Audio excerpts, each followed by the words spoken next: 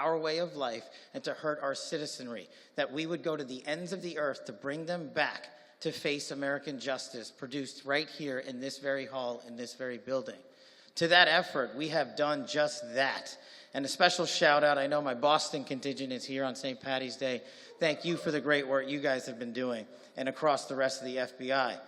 But right here in Virginia, or across the river in Virginia, the FBI stood up an interagency task force at our Manassas office, and in just 2.5 short weeks, we have arrested over 300 violent felonies, gang members, including MS-13 and 18 gangsters.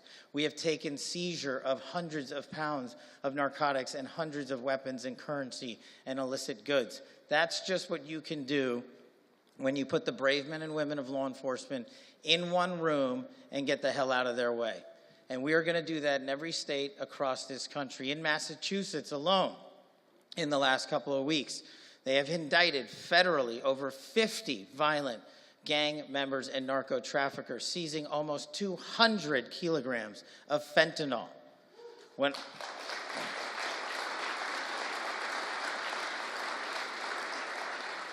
There is no time for us to waste on this job, and that's why under President Trump's leadership and General Bondi's leadership, we've been instructed to get after it, and that's exactly what we are doing. We have to especially get after it when we lose an American citizen every 7 minutes to a drug overdose. We have to especially get after it when a man or child is, a woman or child is raped in this country nearly every 6 minutes.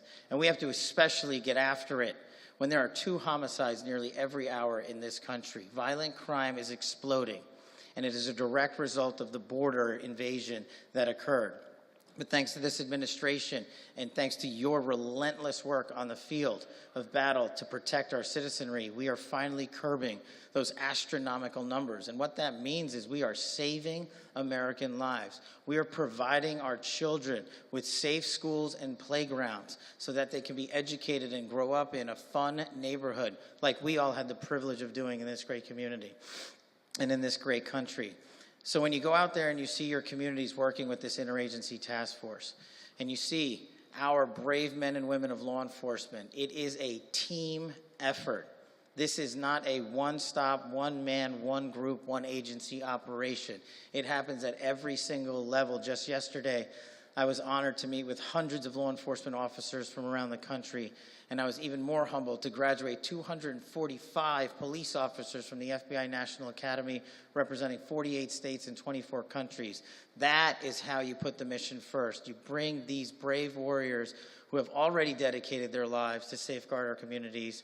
You bring them together to do it again and again and again. And the thing that inspires me most is that they have a relentless desire to make sure that they wake up and end the day in a community that is safer to you all. And I just wanted to talk to you here for a few minutes about that great work. Just last night, 7 narco-trafficking thugs from Colombia were extradited and returned to American soil to face American justice. Just the other week, 29 Mexican narco-traffickers from Mexico were repatriated here to America to face American justice. Just in that group alone, you are talking about over 5,000 kilograms of narcotics that would have poured into our country. And you'll see the type of damage that just a little bit of fentanyl can do to our children. And we're talking about thousands and thousands of kilos. Yes, that is a national security crisis, but the good news is the men and women of law enforcement, in conjunction with the brave warriors that we have in Congress, who have the courage to stand up and fight for their representatives and fight for their constituencies, are leading the funding and legislation we need to make sure we get this mission done. This is not going to be a short-lived process. Certainly at the FBI, it is something we wake up to every single day and go to bed at every single night. And the thought is singular. What is the best way we can safeguard our citizenry? What are we doing worse? What are we doing better? And what's in between? And when we have those answers for you, you see them delivered in the halls of justice in the courts across this country. And that's the great work that is the tip of the spear. But there is so much work behind it from state and local authorities. We are getting after it, not just where the media normally covers. And I want to highlight the following. The violent crime that plagues our country is also plaguing those on tribal lands. And we are not going to treat them any differently. They all live in the same America that we live in. And they face the same crises that we face. So we will work with our state and local partners on all matters that are affecting tribal lands and Indian reservations to make sure their children are no longer trafficked, to make sure their women are no longer raped and go missing. This mission must be 24/7, 365 from the Atlantic Ocean to the Pacific Ocean. But beyond that, we must go extraterritorially, like I've just told you about. We must go down to the furthest reaches of the planet to make sure that we bring you the justice that you have voted for in this new administration. And we will, and this is my promise to you as the director of the FBI for as long as I'm in this seat, we will never, ever stop fighting violent crime. That is the priority of the FBI along with national security, and we will put every resource and every manning that we have on that mission.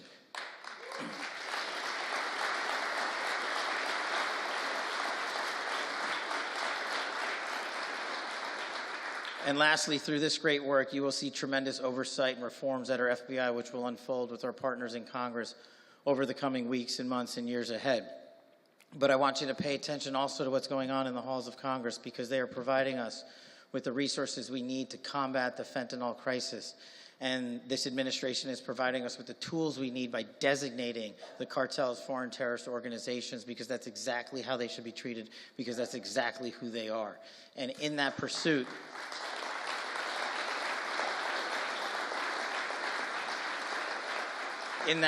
I look forward to playing a very small part. The FBI will play a very large part, and our interagency partners and our local and state law enforcement officers will start putting more and more and more handcuffs on the bad guys, and good cops across this country will be unleashed to be good cops on a daily basis. And the lasting promise that I will leave you with, and this is a message to the law enforcement community, you have always had the backs of the American people, so the Federal Bureau of Investigation and me as its director will have your backs. Thank you.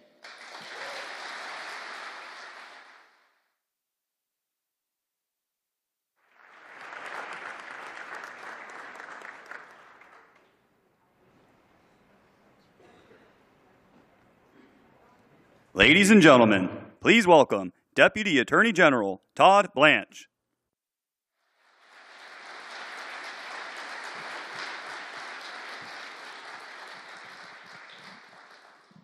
Hi, everybody.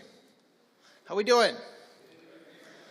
So let me welcome you to the Department of Justice and our great hall. We're thrilled that you're here with us today. This is an incredibly historic day for our department and for everybody in this room, because I know you guys are not here to see me. I know who you're here to see. And it's because for the first time, President Trump is going to come here and speak at the Department of Justice in our great hall, and it's a great day.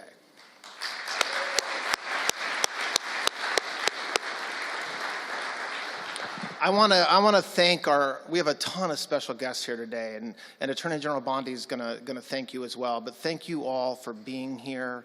There's law enforcement, our state and local partners, states attorneys generals, folks from the Hill, and we really, really appreciate you taking time to come and hear President Trump speak shortly. Director Patel is great, isn't he?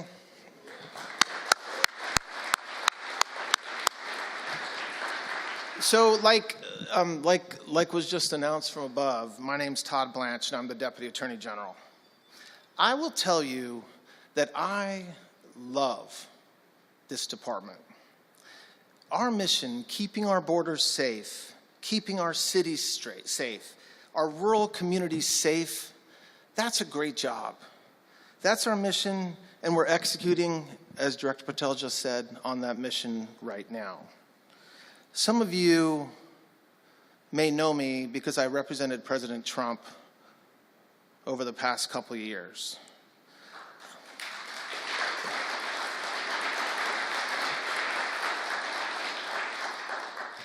Enough has been said about what happened to him over the past 4 years. But I was right next to him.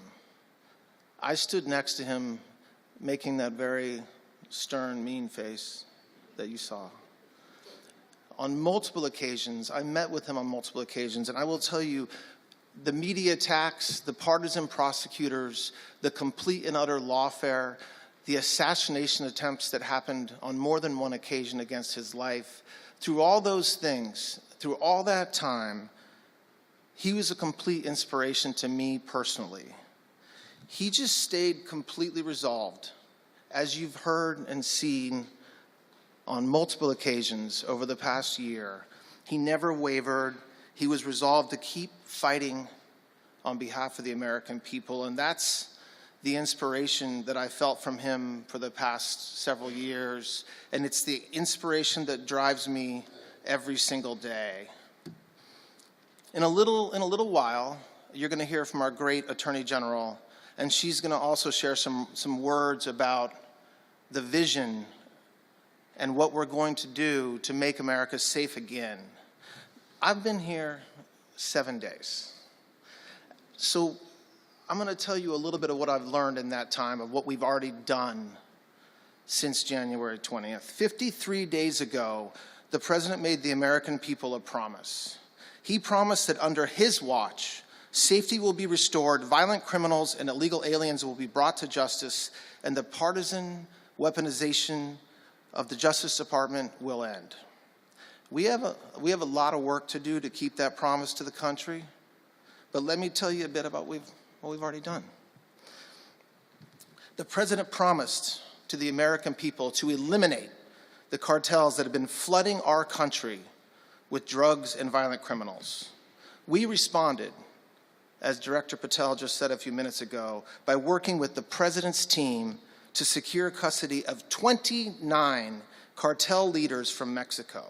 These defendants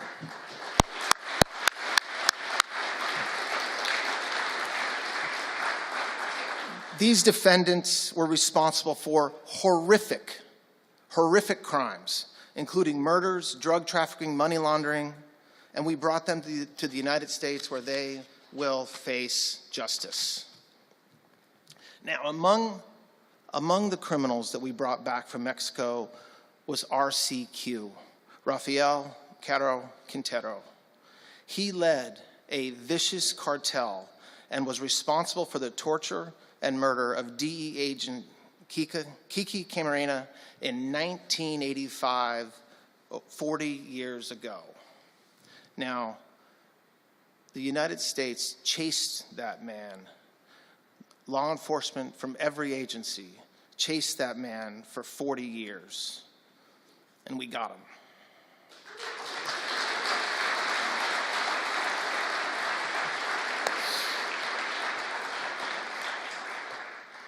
I was really happy and satisfied to learn just the other day that Special Agent Camarena's handcuffs, they were saved by his son, who is now a judge in California, were used on RCQ at his presentment in United States District Court.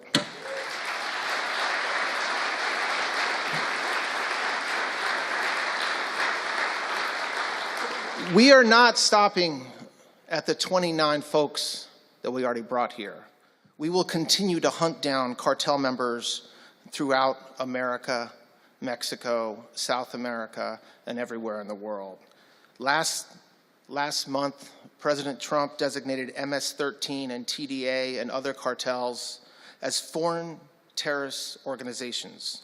These designations are important to the Department of Justice. They allow us to charge members of the cartels and their affiliates with terrorism charges because they are terrorists. This designation reflects the damage that they have done to our communities everywhere in this country. They're, of course, not only harming our country and the people through more than just drug trafficking, but also all kinds of other illegal activities. And so the people that support him, both in the United States and abroad, will be targeted by us. the president promised to crack down on illegal immigration, and that has been a major problem in this country for a very long time. Since January 20th, just a couple months ago, DOJ prosecutors in our border districts have filed criminal cases against over 6,600 illegal aliens. That's worth clapping. In Arizona alone, we've charged over 3,000 illegal aliens in just the past 2 months.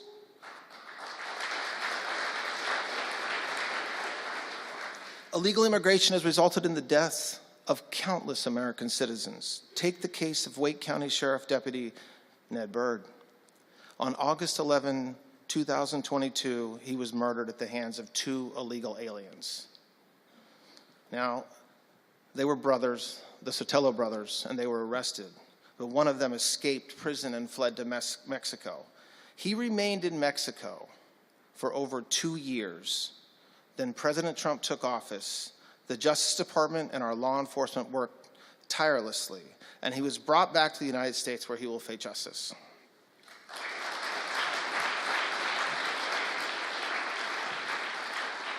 We are also setting up task forces with our Homeland Security partners. These task forces include the FBI, DEA, prosecutors, our state and local prosecution offices and law enforcement support, some of which are here today. And their mission is clear and critical, is to aggressively enforce immigration laws and ruthlessly pursue members of transnational criminal organizations. Director Patel mentioned one, and it's worth mentioning again. It's right across the river in the Eastern District of Virginia. It's the first task force that we set up, and they've already arrested over 220 gang members, and we are pursuing hundreds more just with that one task force. Now, President Trump also promised that we will always support our courageous law enforcement officers. They are on the front lines in the fight against crime and in the fight against illegal immigration, and we will have their backs.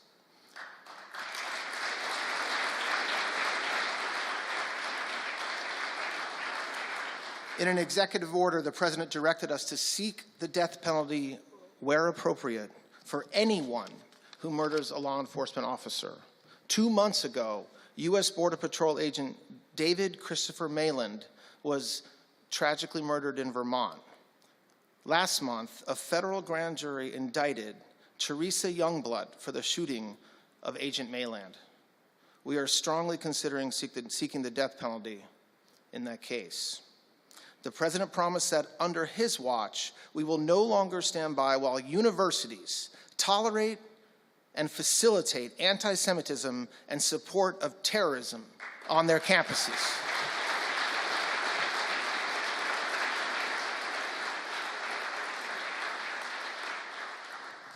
The department's recent actions, which hopefully you've seen at Columbia University in coordination with our law enforcement agency partners, are part of the administration's mission to end anti-Semitism in this country. Just last night, we worked with the Department of Homeland Security to execute search warrants from an investigation into Columbia University for harboring and concealing illegal aliens on its campus.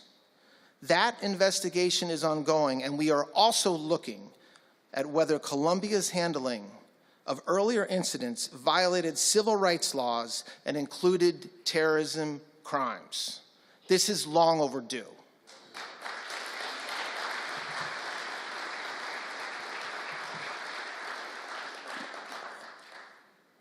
Let me be clear.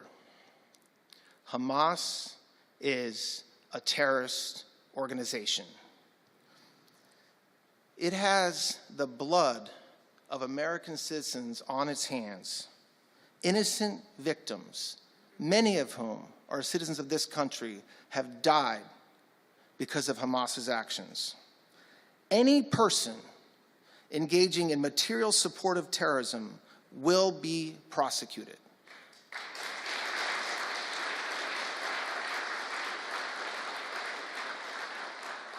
This includes those who threaten acts of violence on behalf of Hamas in the United States or even pay Hamas in the United States. The president also promised an end to the weaponization of government. Our weaponization inquiries are ongoing. They include matters relating to J6, improper prosecutions under the FACE Act, and the case against Colorado elections clerk Tina Peters. Under General Bondi's watch, the weaponization has stopped, period. The department's focus is now squarely on our core mission, keeping the American people safe.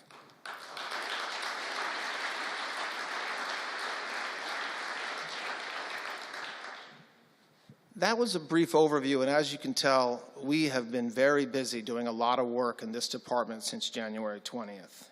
And that would not have been possible with everybody in this room. Without everybody in this room. One thing has become clear to me as I've met with the men and women of the Justice Department just over the past week, and that's that we are blessed to have extraordinary law enforcement officers, prosecutors, civil lawyers, hardworking staff working every day to execute on our mission, and I thank them for that. They've made me feel welcome, and I can't wait to work with them for the next 4 years. So this is just the beginning. It's March. We have a lot of work to do and plenty of time to do it. I will tell you, under Attorney General Bondi's leadership, we will work tirelessly to restore law and order to our great nation. We will back the blue.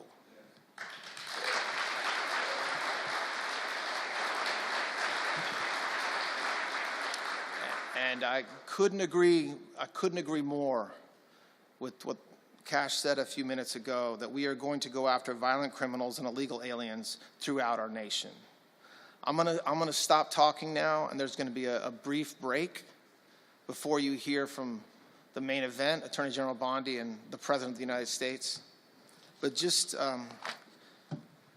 I just want to thank, again, all of you folks for being here today. I want to thank President Trump for visiting us today on what is a truly historic day. And most of all, I want to thank all of you for being here. And we got a lot of work to do, and we're ready to do it. Thank you very much. Your touch alone, lonely time,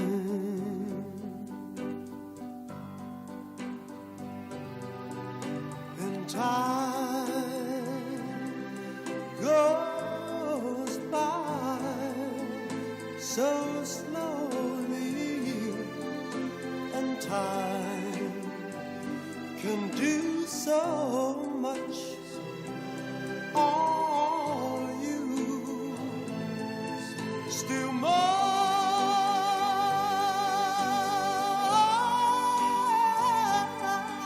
I need your love. I need your love. God, speed your love to me.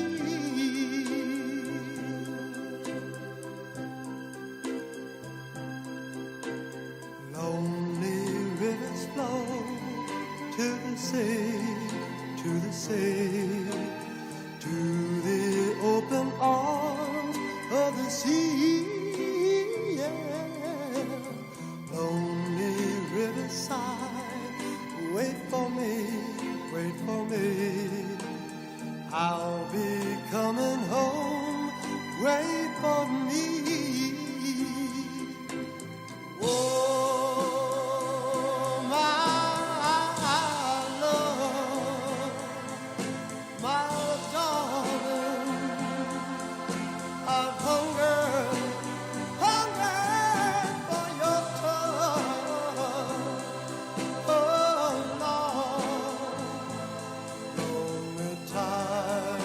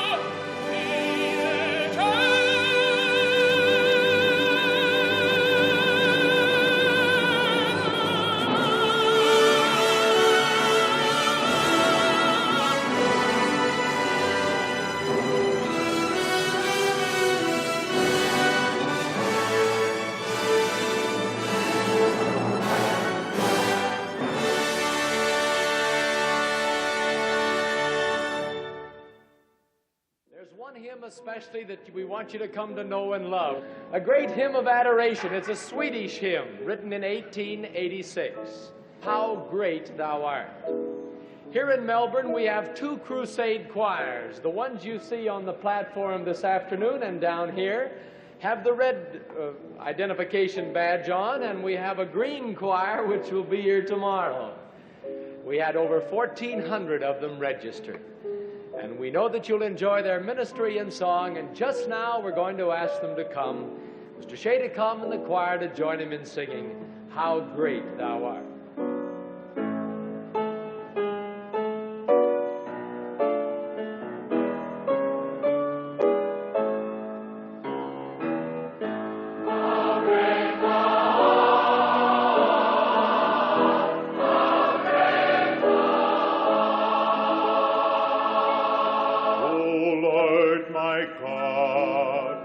When I in awesome wonder consider all the worlds thy hands have made, I see the stars, I hear the rolling thunder, thy power throughout the universe displayed.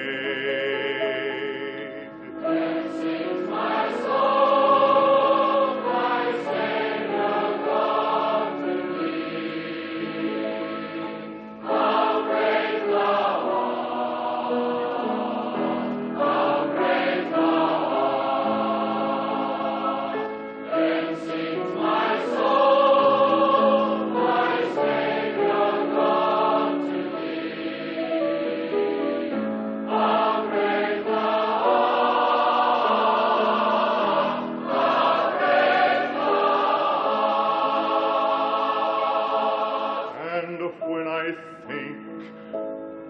God his Son not sparing sent him to die, I scarce can take it in, that on the cross my burden gladly bearing, he bled and died to take away my sin. Then sings my soul, my Savior God to thee. How great thou art, how great thou art. Then sings my soul, my Savior God to thee. How great thou art.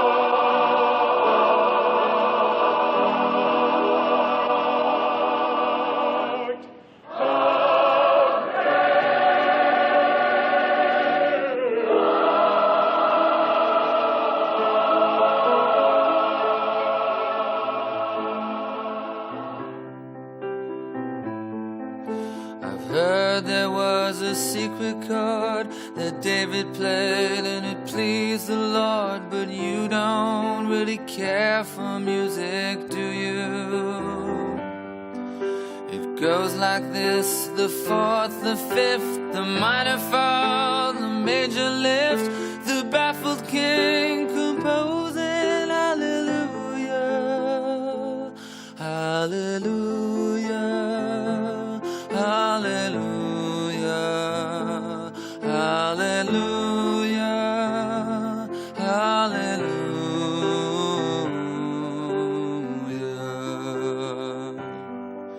Your faith was strong, but you needed proof. You saw her her bathing on the roof, her beauty and the moonlight overthrew you. She tied you to a kitchen chair, she broke your throne, she cut your hair, and from your lips she drew the hallelujah, hallelujah, hallelujah, hallelujah, hallelujah.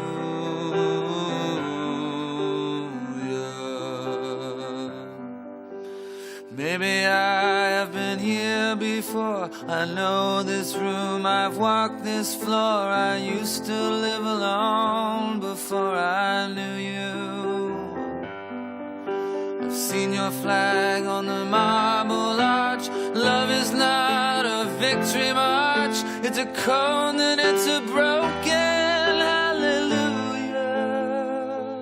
hallelujah, hallelujah, hallelujah, hallelujah.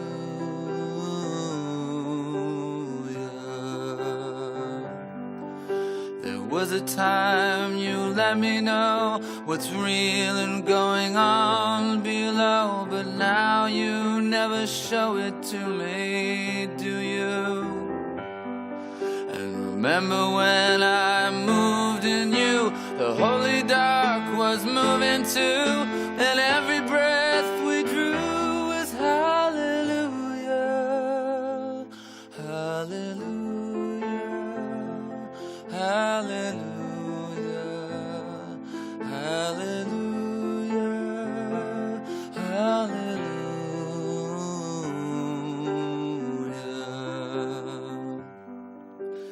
Maybe there's a God above, and all I ever learned from love was how to shoot at someone who outdrew you.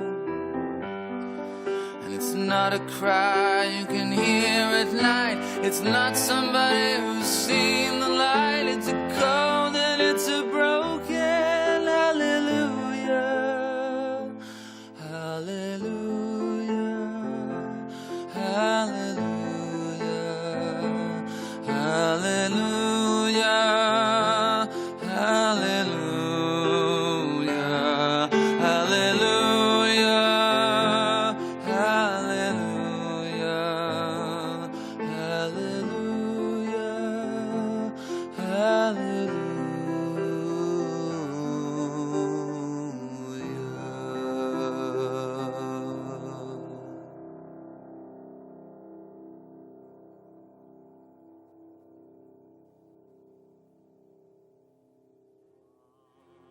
The point of no return, no backward glances.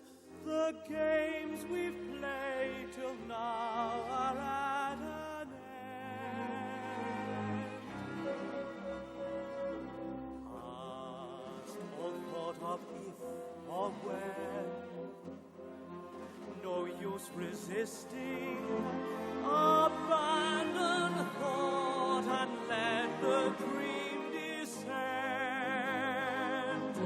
What raging fire shall flood the soul? What rich desire unlocks its door? What sweet seduction lies before us? Past the point of no return, the final threshold. What warm unspoken secrets will we learn beyond the point of no return?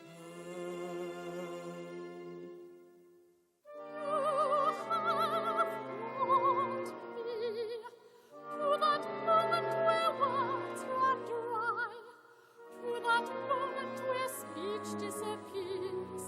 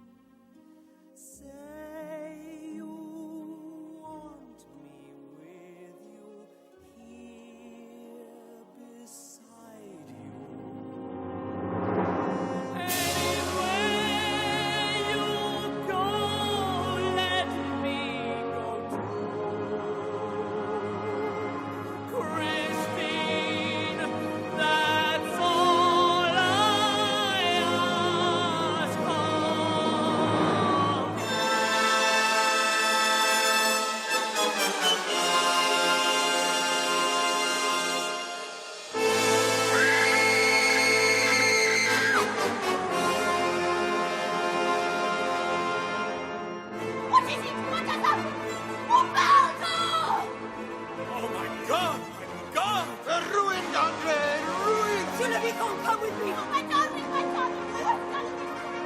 No, why did you let me go? I know where they are. But can I trust you? You must. Remember, your hand at the level of your eyes. But why? Why? Put your blood on the tip. First, clear out the ocean. I'll come with you, babe. No, you stay here. Come with me, monsieur. Hurry, or we shall be too late.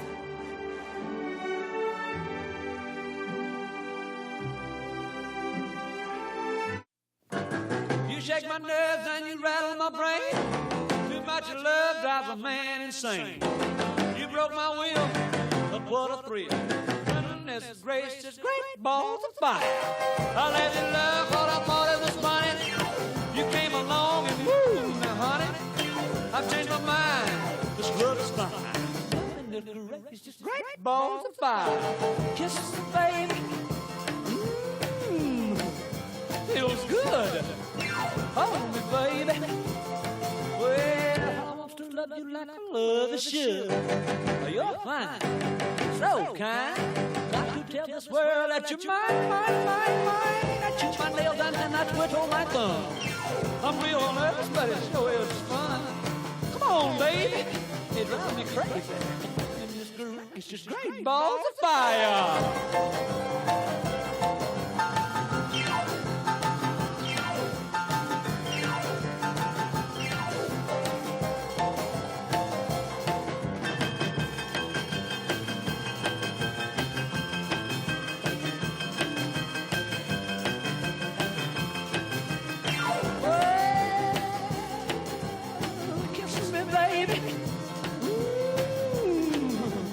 Feels good. Hold me, baby. Well, I want to love you like I love you should. You're fine, so kind. Got to tell this world that you're mine, mine, mine, mine. That you're my nails and I twiddle my thumb. Real nervous, but it sure is fun. Come on, baby. Drive me crazy. Goodness gracious, great balls of fire.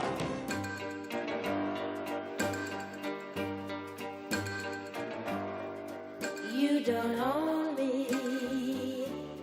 I'm not just one of your many toys. You don't own me.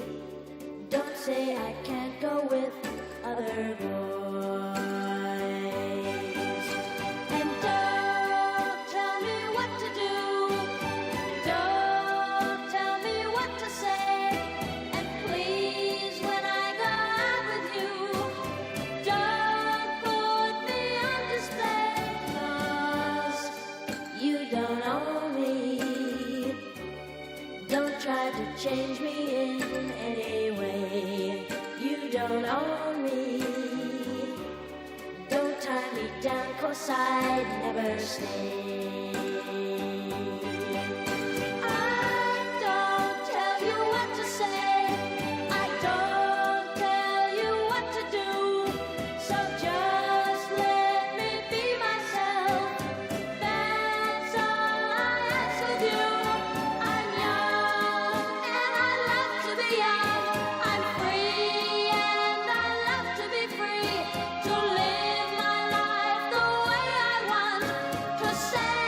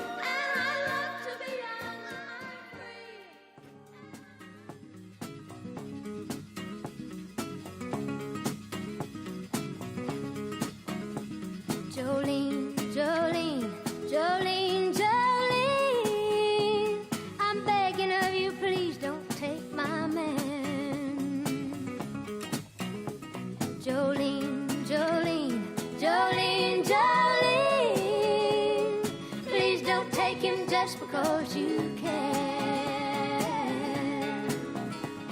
Your beauty is beyond compare, with flaming locks of auburn hair, with ivory skin and eyes of emerald green. Your smile is like a breath of spring, your voice is soft like summer rain, and I cannot compete with you, Jolene. He talks about you in his sleep, and there's nothing I can do to keep from crying when he calls your name, Jolene. And I can easily understand how you could easily take my man, but you don't know what he means to me, Jolene. Jolene, Jolene, Jolene, Jolene, I'm begging of you, please don't take my man. Jolene, Jolene, Jolene, Jolene, please don't take him just 'cause you can. You could have your choice of men, but I could never love again. He's the only one for me, Jolene. I had to have this talk with you. My happiness depends on you, and whatever you decide to do, Jolene. Jolene, Jolene, Jolene, Jolene, I'm begging of you, please don't take my man. Jolene, Jolene, Jolene, Jolene, please don't take him even though you can. Jolene, Jolene.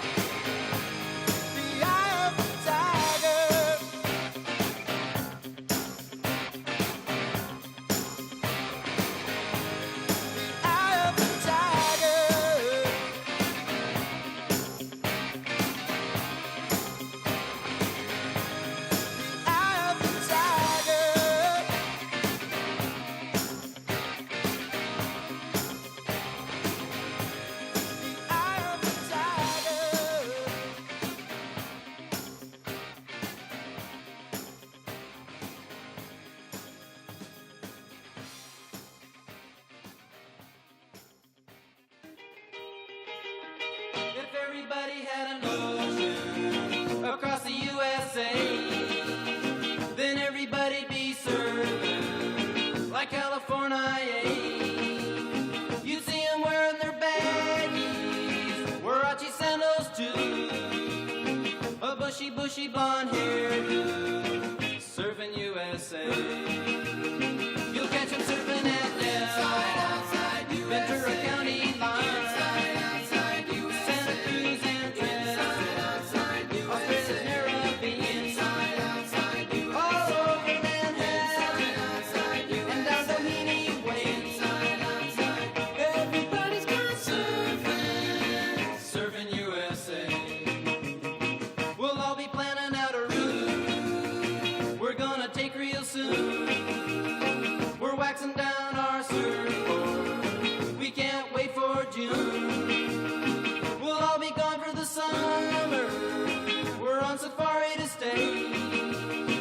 Tell the teacher we're surfing USA. And Anchor Keys and Swan, Pacific Palisades, San Onofre and Sons, Redondo Beach, LA, all over La Jolla, at Waimea Bay. Everybody's gone surfing, surfing USA.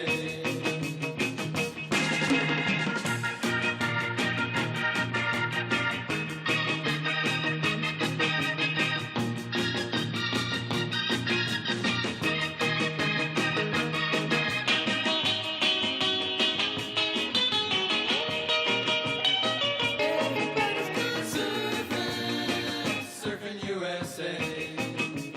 Everybody's gone surfing, surfing USA.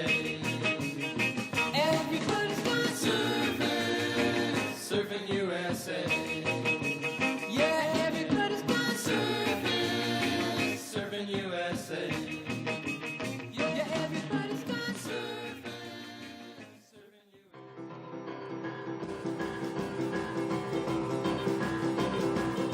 Come on over, baby, whole lot of shaking going on.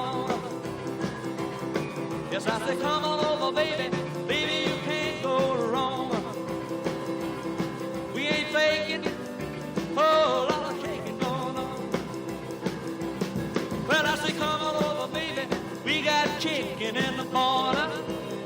Woo, huh? Come on over, baby, well, they got the bull by the horn. We ain't faking, whole lot of shaking going on. Yeah, I said shake, baby, shake it. I said shake, baby, shake it. I said shake it, baby, shake it. I said shake, make it shake. Come on over, whole lot of shaking going on. Oh, let's go.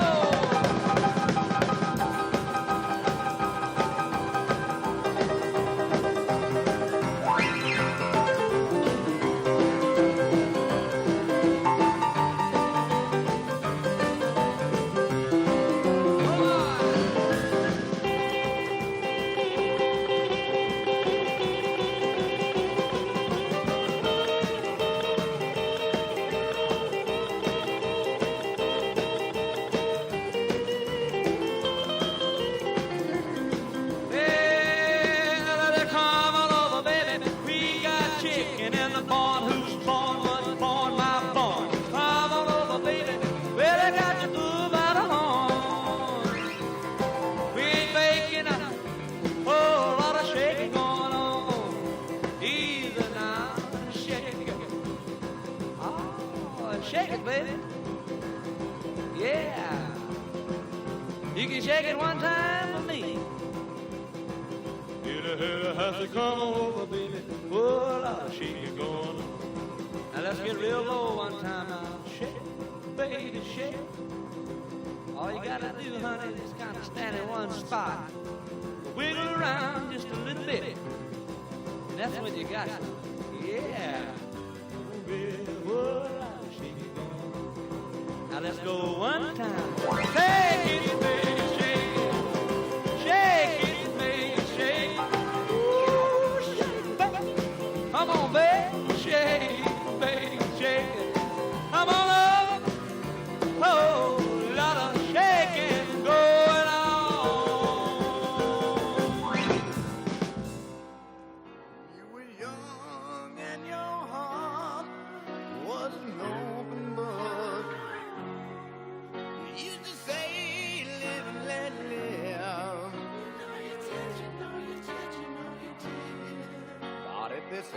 ever-changing world in which we live in makes you give in and cry. Say, live and let die.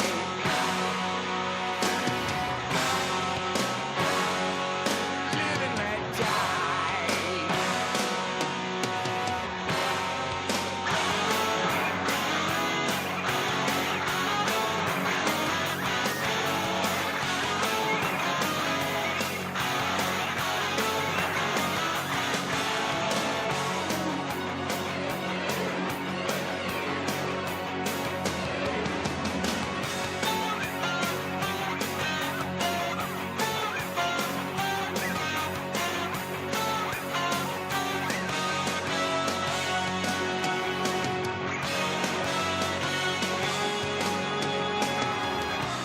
What does it matter to you when you got a job to do?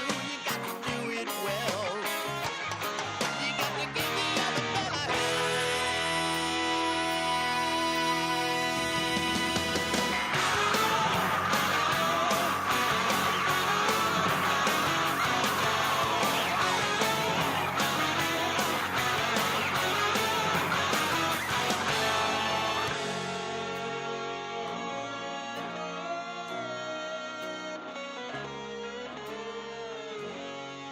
you just say, live and let live. You know you did, you know you did, you know you did. But if this ever-changing world in which we live in makes you give in and cry, say, live and let die.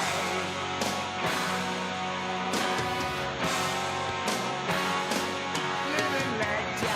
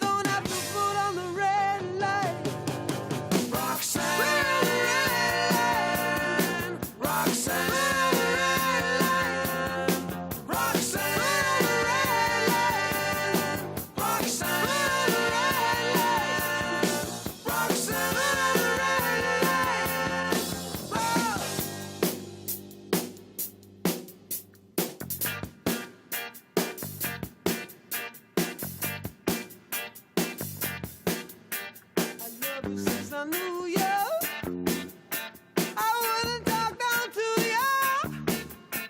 I have to tell you just how I feel. I will share you with another boy. I know my mind is made up, so put away your makeup. Told you once, I won't tell you again. It's a bad way. Roxanne, you don't have to put on the red light. Roxanne, you don't have to put on the red light. You don't have to put on the red light. Roxanne, Roxanne,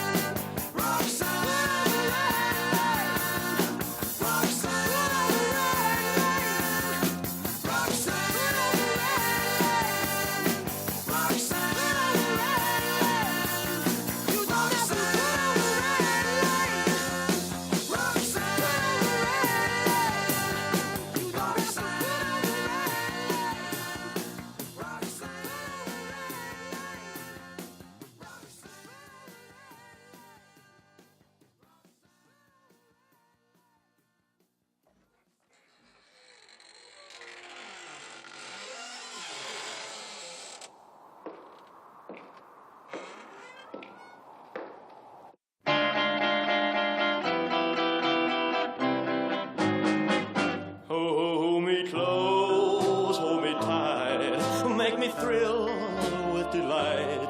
Let me know where I stand from the start. I want you, I need you, I love you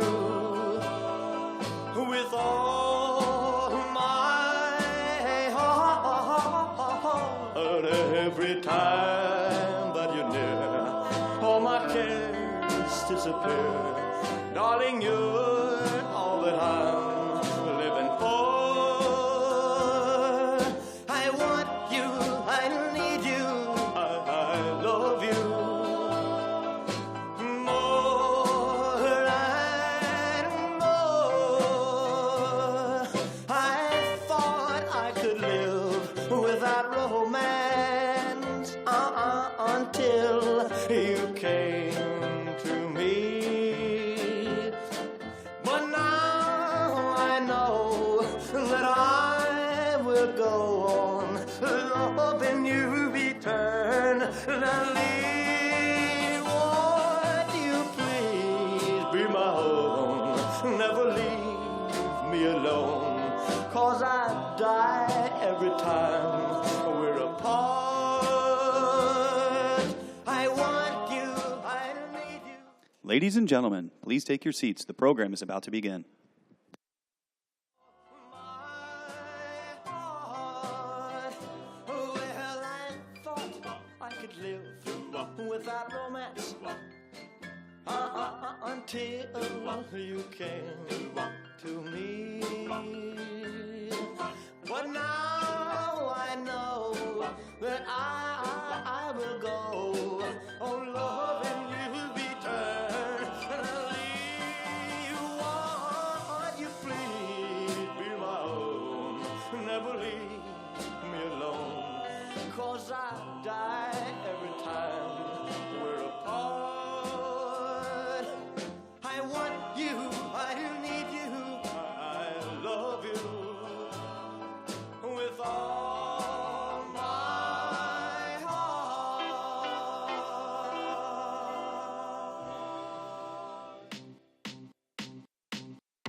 I remember when I lost my mind. There was something so pleasant about that place. Even your emotions have an echo in so much space. And when you're out there without care, yeah, I was out of touch. But it wasn't because I didn't know enough. I just knew too much. Does that make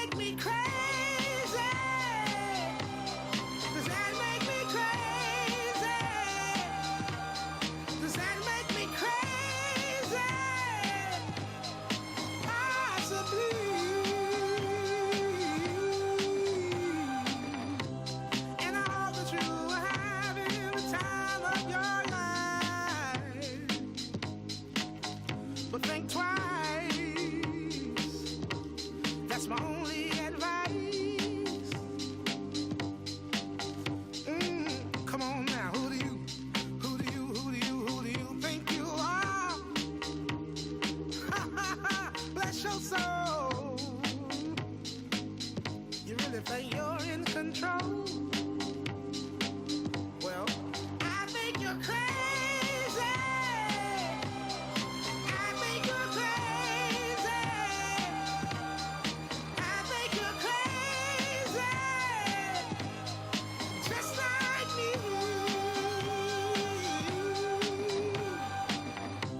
My heroes had the heart to lose their lives. I wanna live. And all I remember is thinking I wanna be like them. Ever since I was little, it looked like fun. If there's no coincidence, I've come, and I can die when I'm done. But maybe I'm crazy. Maybe you're crazy. Maybe we're crazy.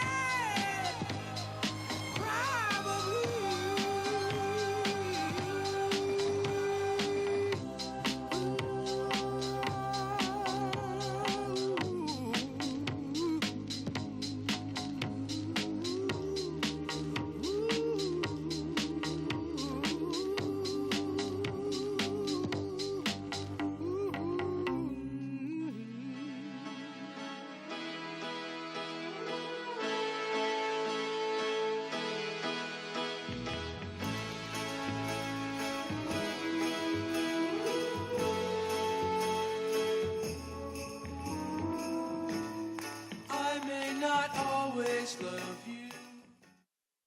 Ladies and gentlemen, please welcome Attorney General Pamela Bondi.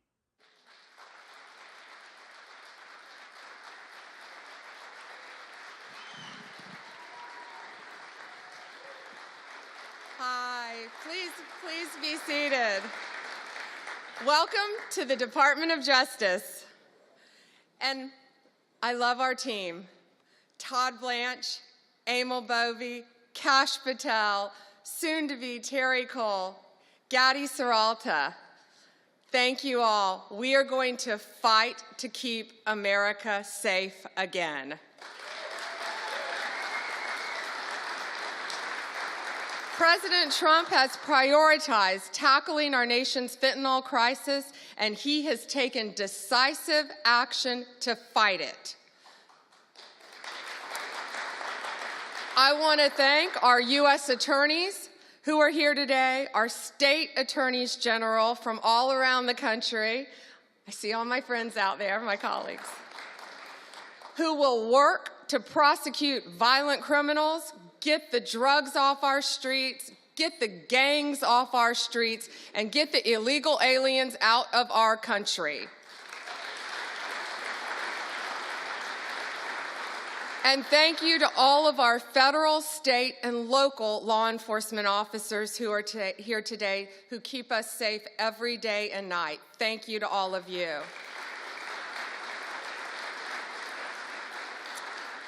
Today we have with us one of the most effective drug-seizing teams in the entire country. I said I wish I told them earlier, take them and put them in every major city in the country.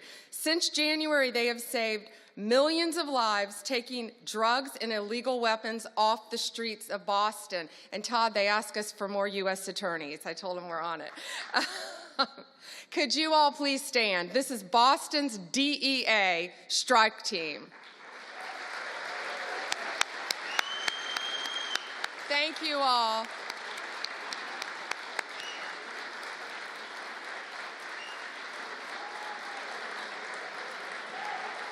Thank you.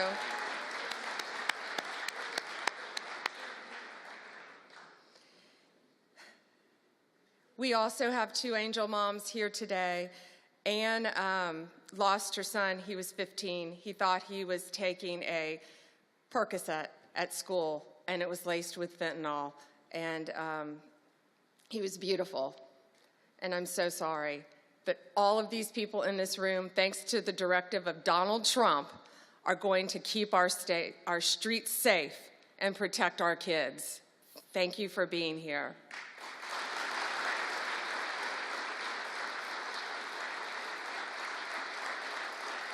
And Tammy's beautiful daughter, Kayla, was murdered violently by an illegal alien from El Salvador who should not have been in our country.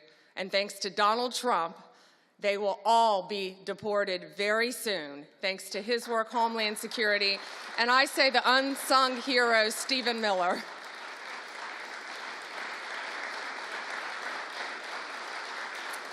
On stage, we have, this is 180 kilograms. It represents, not real, of fentanyl, okay? So this represents 1 kilo of fentanyl. In its pure form, this 1 kilo can kill 500,000 people. The 180 there, in pure form, could kill 90 million people. That is the population of California, Texas, and Florida. That's what we're dealing with in our country. That's why angel moms go around the country. That's why Donald Trump has taken such a hard stance against cartels, securing our borders, getting these gangs and drugs out of our country. But look at that. That can kill 3 states in its pure form. That should terrify everyone. I see our senators made it. Did our senators? Thank you. However, taking the drugs off the streets is only half the battle. President Trump has secured our borders and will continue to fight the cartels throughout this country, deport them all, or lock them up for the rest of their lives, thanks to our prosecutors around this country where they belong. Under the last administration, cartels, criminals, they freely walked in and out of our country with impunity. No longer. Under Donald Trump, they live in fear, and they better live in fear because we're coming after all of them. I am so proud to have a team with Emil and Todd and all of our great team. And we all work for the greatest president in the history of our country. We are so proud to work at the directive of Donald Trump. It is, he will never stop fighting for us, and we will never stop fighting for him and for our country. It is an honor to welcome to the Department of Justice the 45th and the 47th President of the United States.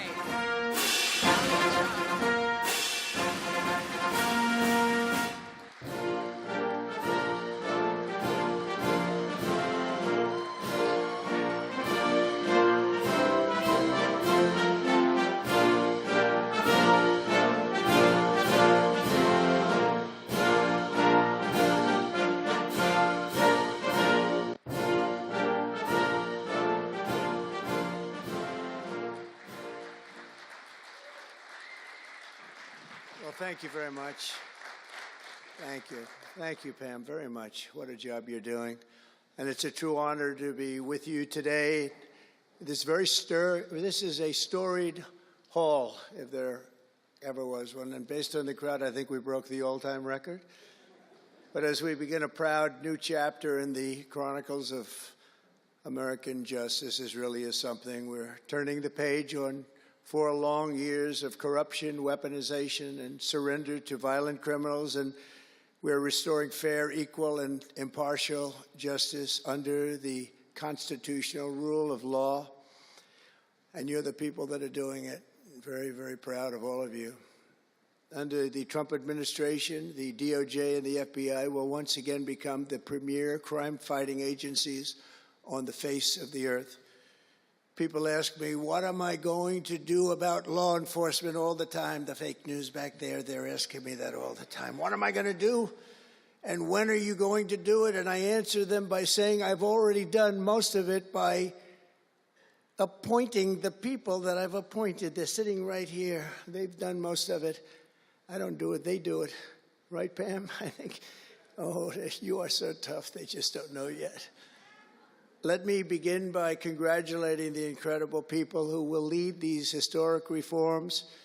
And we start with somebody that you just saw, Pam Bondi. She's extraordinary, and I've known her very well for a long time.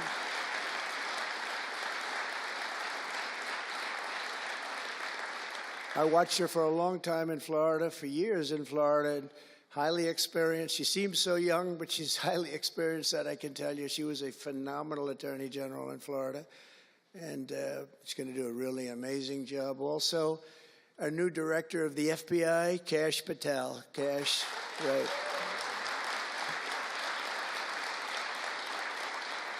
A man that I'm very proud of. I've known him and Emil for a long time under tremendous pressure. I saw these guys under some of the most corrupt judges it's not even imaginable how corrupt they were. And these guys never wilted. They were not shy. They fought. They weren't afraid, and they were brilliant. Deputy Attorney General Todd Blanche and Principal Associate Deputy Attorney Emil Beauvais. And thank you both very much. Right. Great people. They're great people. The Chief of Staff, who's so highly respected, Chad Mizell. Thank you, Chad. Chad? Thank you, Chad. Our next administrator of the DEA, Terry Cole. Terry? Thank you, Terry. Good luck. Going to do great. Senior counsel to the Assistant Attorney General for Civil Rights. Boy, I've been watching him on television last couple of weeks. He is really a tough one, and he's a great one. Leo Terrell, you watch how good he's going to be. He's going to be so good. Thank you, Leo. Great guy. Assistant Attorney General of the Antitrust Division, who's got an incredible reputation. She'll do very, very well. Gail Slater. Thank you, Gail. Good luck. Great job. And we're joined by many, many great friends and terrific friends, and I won't be able to, too many to name, but some that I just see very quickly. General Flynn, thank you for being here. Here's a man who went through hell, by the way, and he shouldn't have. He's a patriot. He went through hell. We're also pleased to be joined by Senator Chuck Grassley and House Majority Whip. Where's Chuck? Hi, Chuck. House Majority Whip Tom Emmer. Tom, great job you're doing. Representative Guy Reschenthaler, one of the toughest names to say, but I got it perfectly, I think. And State Attorney General Ken Paxton, thank you very much. Thank you very much. Somebody who was with us early on, and she's really become a big star and very popular, Brenna Bird. Thank you, Brenna.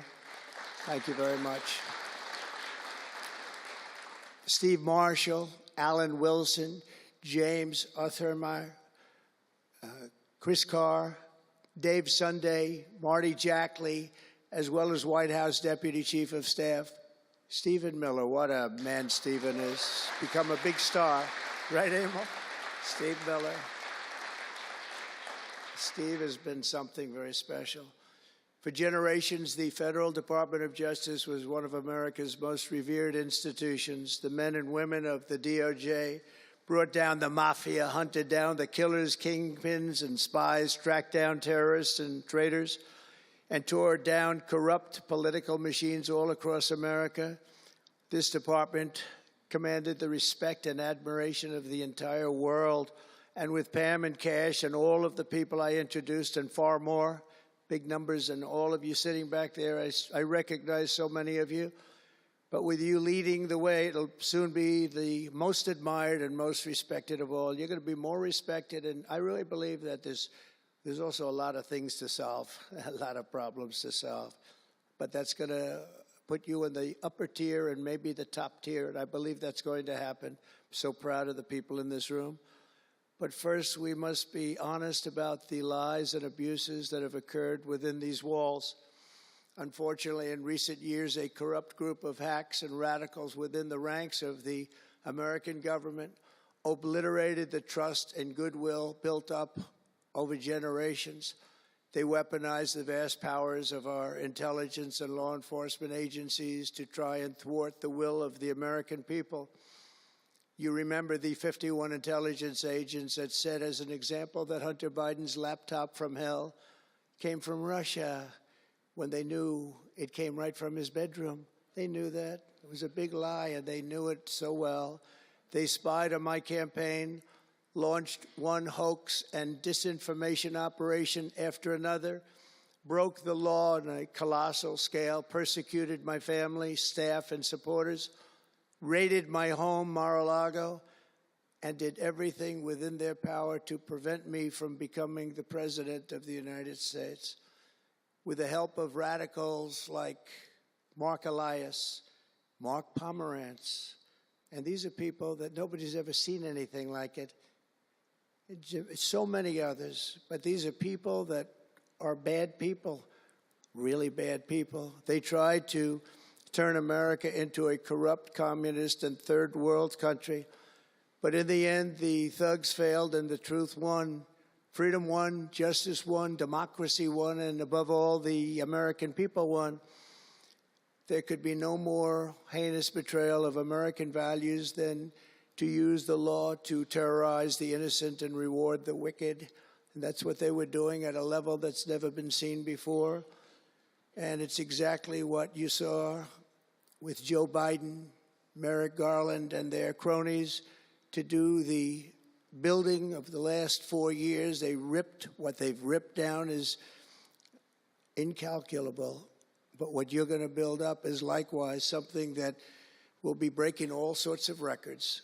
They set loose violent criminals while targeting patriotic parents at school board meetings. They dropped charges against Antifa and Hamas supporters while labeling traditional Catholics as domestic terrorists. The Catholics, we did very well with the Catholic vote, so I want to thank them for that. They really did, record numbers. I would say, what's with the Catholics? They're really after the Catholics, so I don't know. They were after a lot of people. Maybe they didn't even know why. They imported illegal alien murderers, drug dealers, and child predators from all over the world to come into our country while putting elderly Christians and pro-life activists on trial for singing hymns and for saying prayers. They went to jail for that. Our predecessors turned this Department of Justice into the Department of Injustice. But I stand before you today to declare that those days are over, and they are never going to come back. They're never coming back.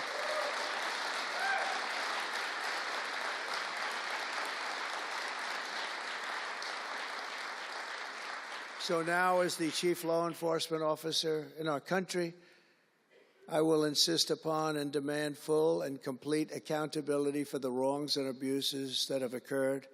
The American people have given us a mandate like few people thought possible.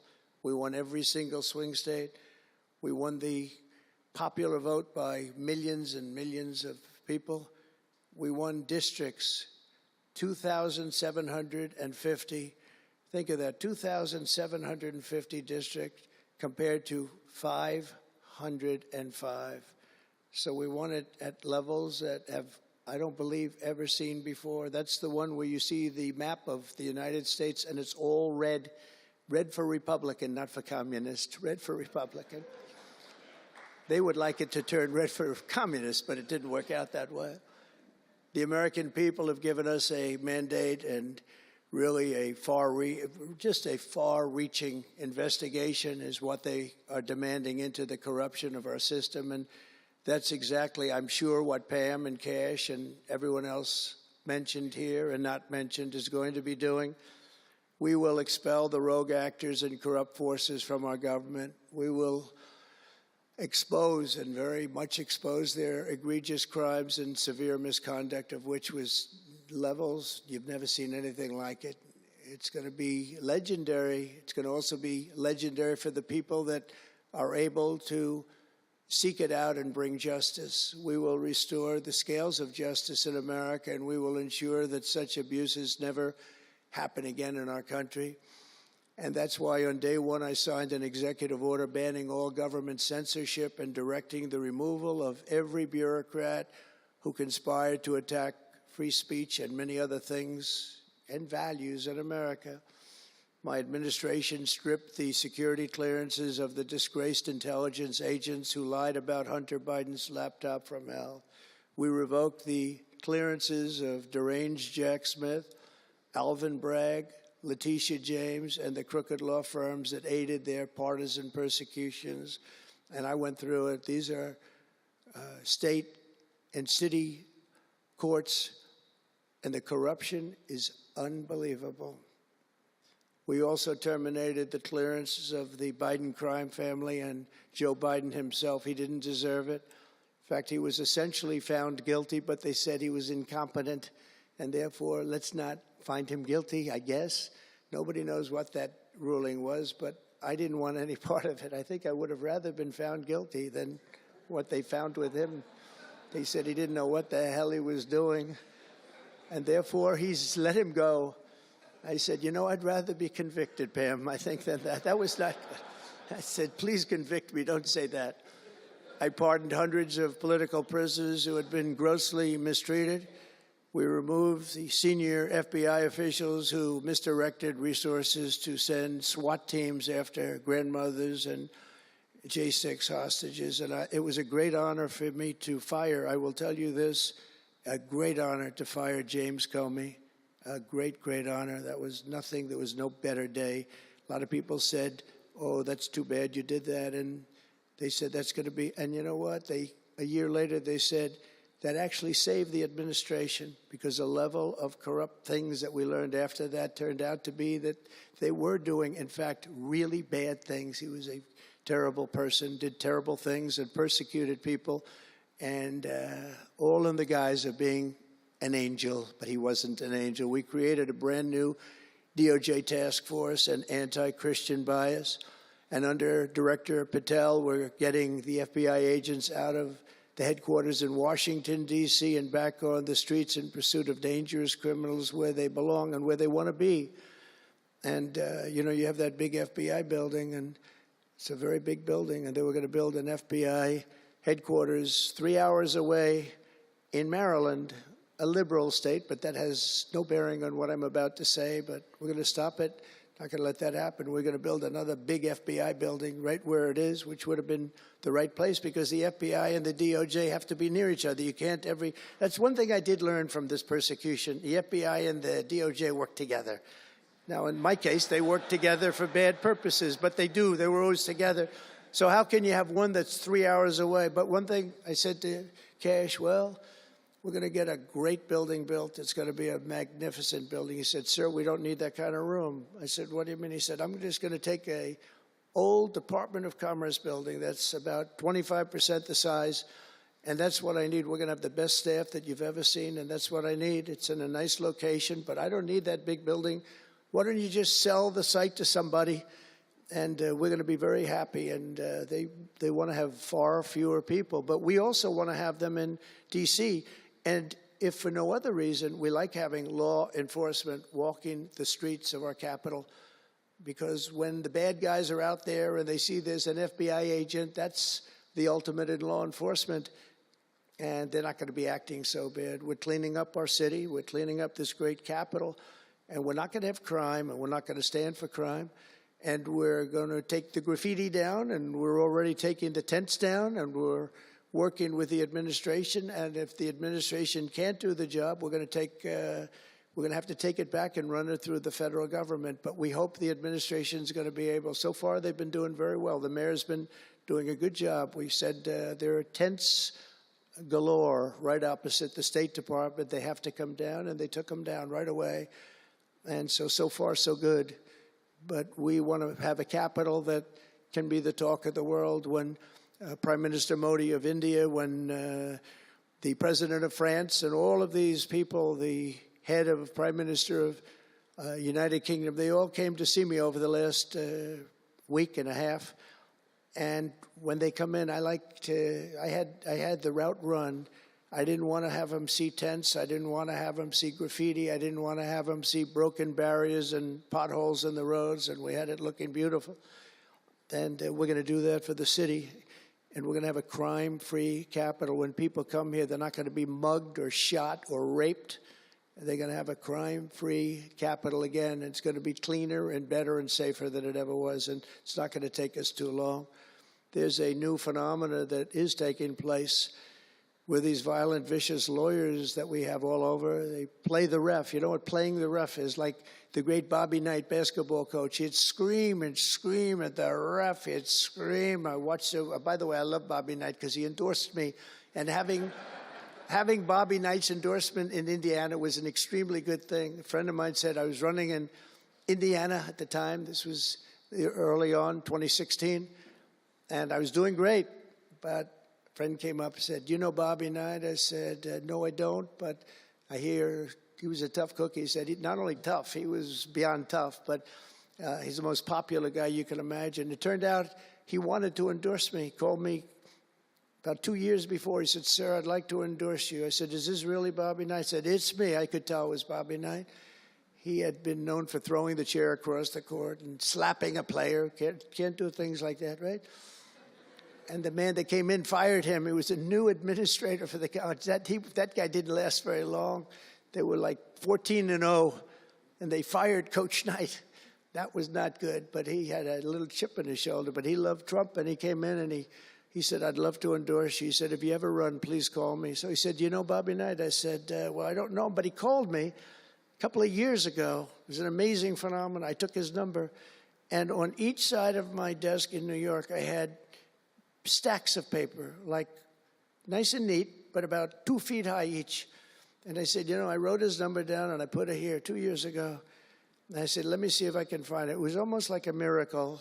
I had other miracles that happened too. My ear is still throbbing. That was a miracle. That was a miracle also, wasn't it? That was a miracle also.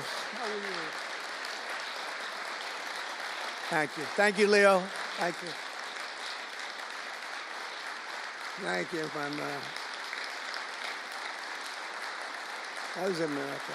Anyway, okay, that's it. That's very nice, thank you. But, so he said, Bobby Knight. So I said, I put his name down and I wrote it down. It's in one of these stacks. I lifted up. There would have to be 2,000-3,000 pages in each stack. I lifted it up, the first one, had no idea. And there was his name on a little card, Bobby Knight with his number. It was like incredible. I tell that story all the time. And I called him and dialed a number. He said, "I've been waiting for you to call." And he went out and he made a speech for me in a packed arena in Indiana, and it was over. It was over. He was a tough guy. He actually went a little far, if you remember. He made a great speech because he was actually a motivational type guy, to put it mildly. But he left the stage, and then I'm talking, and he walks back onto the stage. I said, uh-oh, this is trouble. Why is he coming back? He was a big guy, too. Why is he coming back? He said, "May I say a few more words?" I said, "Yeah, go ahead, Bobby, say a few more words." A little different. And he said, "And let me tell you something about this guy, Trump. This guy, if he has to, will use the nuclear weapons that we have. He will use he has no fear. He's going to use, and that's the kind of guy." And he walked off the stage. I said, I think I'm in big trouble, Pam." That was not good, but it worked out okay. In the meantime, we won the state in a landslide, and it was great, and it was just an amazing period of time. But this is the most amazing period of time. I think this is more amazing. What's taken place has been more amazing. I think it's more consequential, and if we do the job, one of the big media outlets said what we did was the most consequential election in the last 129 years. Well, if we do the job that we're all capable of doing, I think it's going to prove to be that and then some, and that's what we want to do. We have a real big shot at making this country so great, so great. What happened to our country was so sad. What they've done in 4 years to our country with the borders, with Afghanistan, the most embarrassing period of time, allowing the Russian situation, it was never going to happen with Ukraine,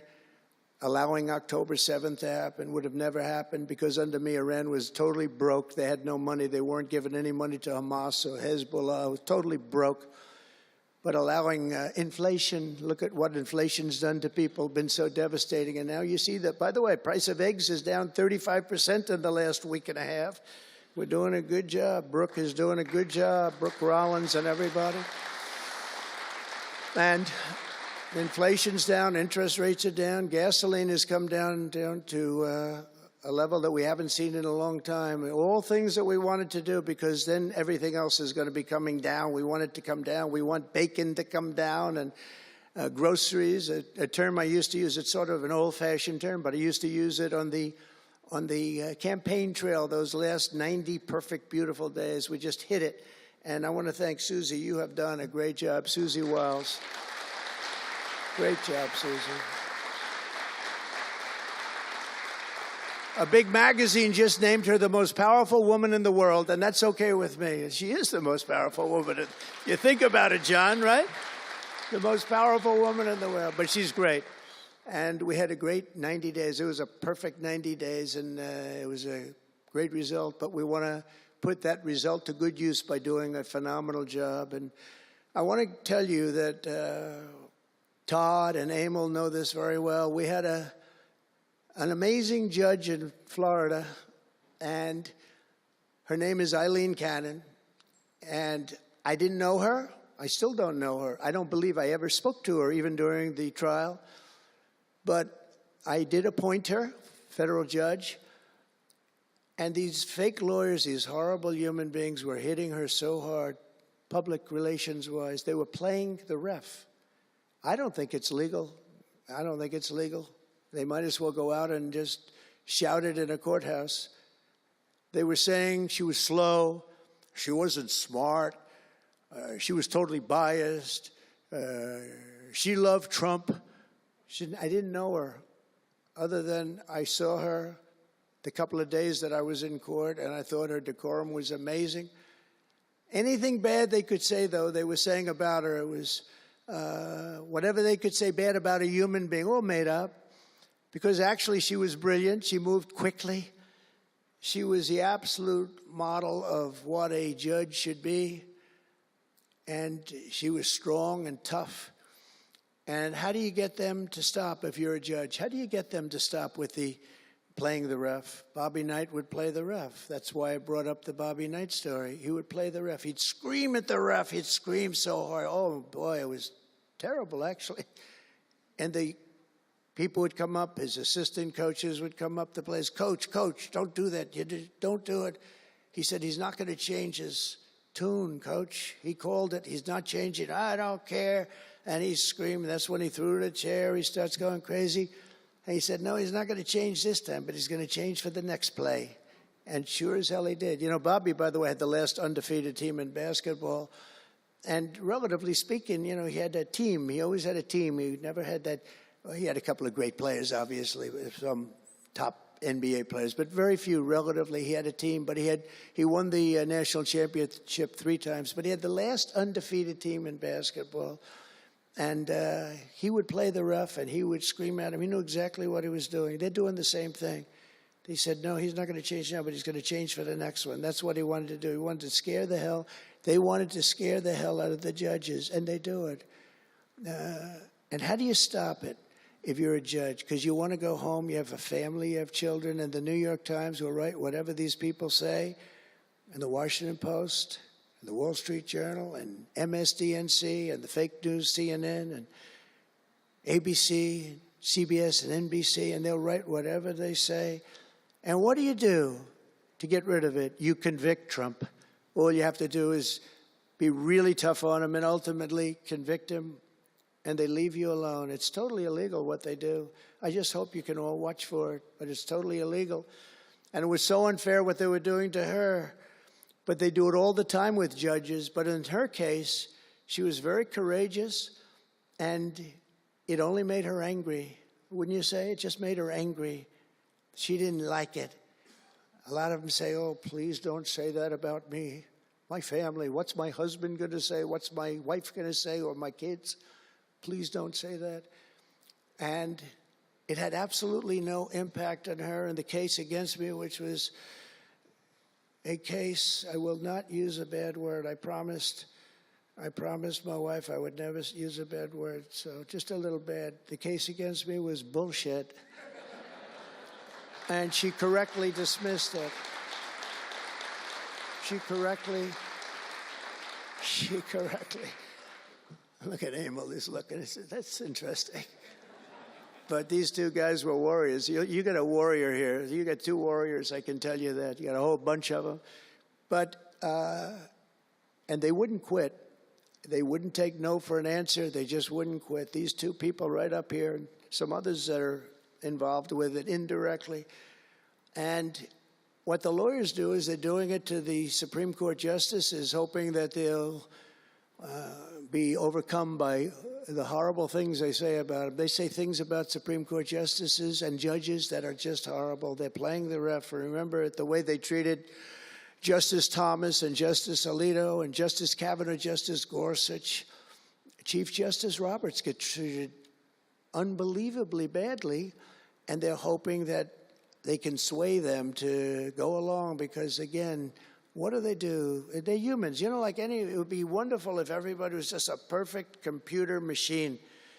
But they're not. They're humans. And they don't want to be accused of many, many things, including gross incompetence. They don't like it, and they don't want it. There's not much they can do about it. You know, they're in a position they can't really fight back really very well.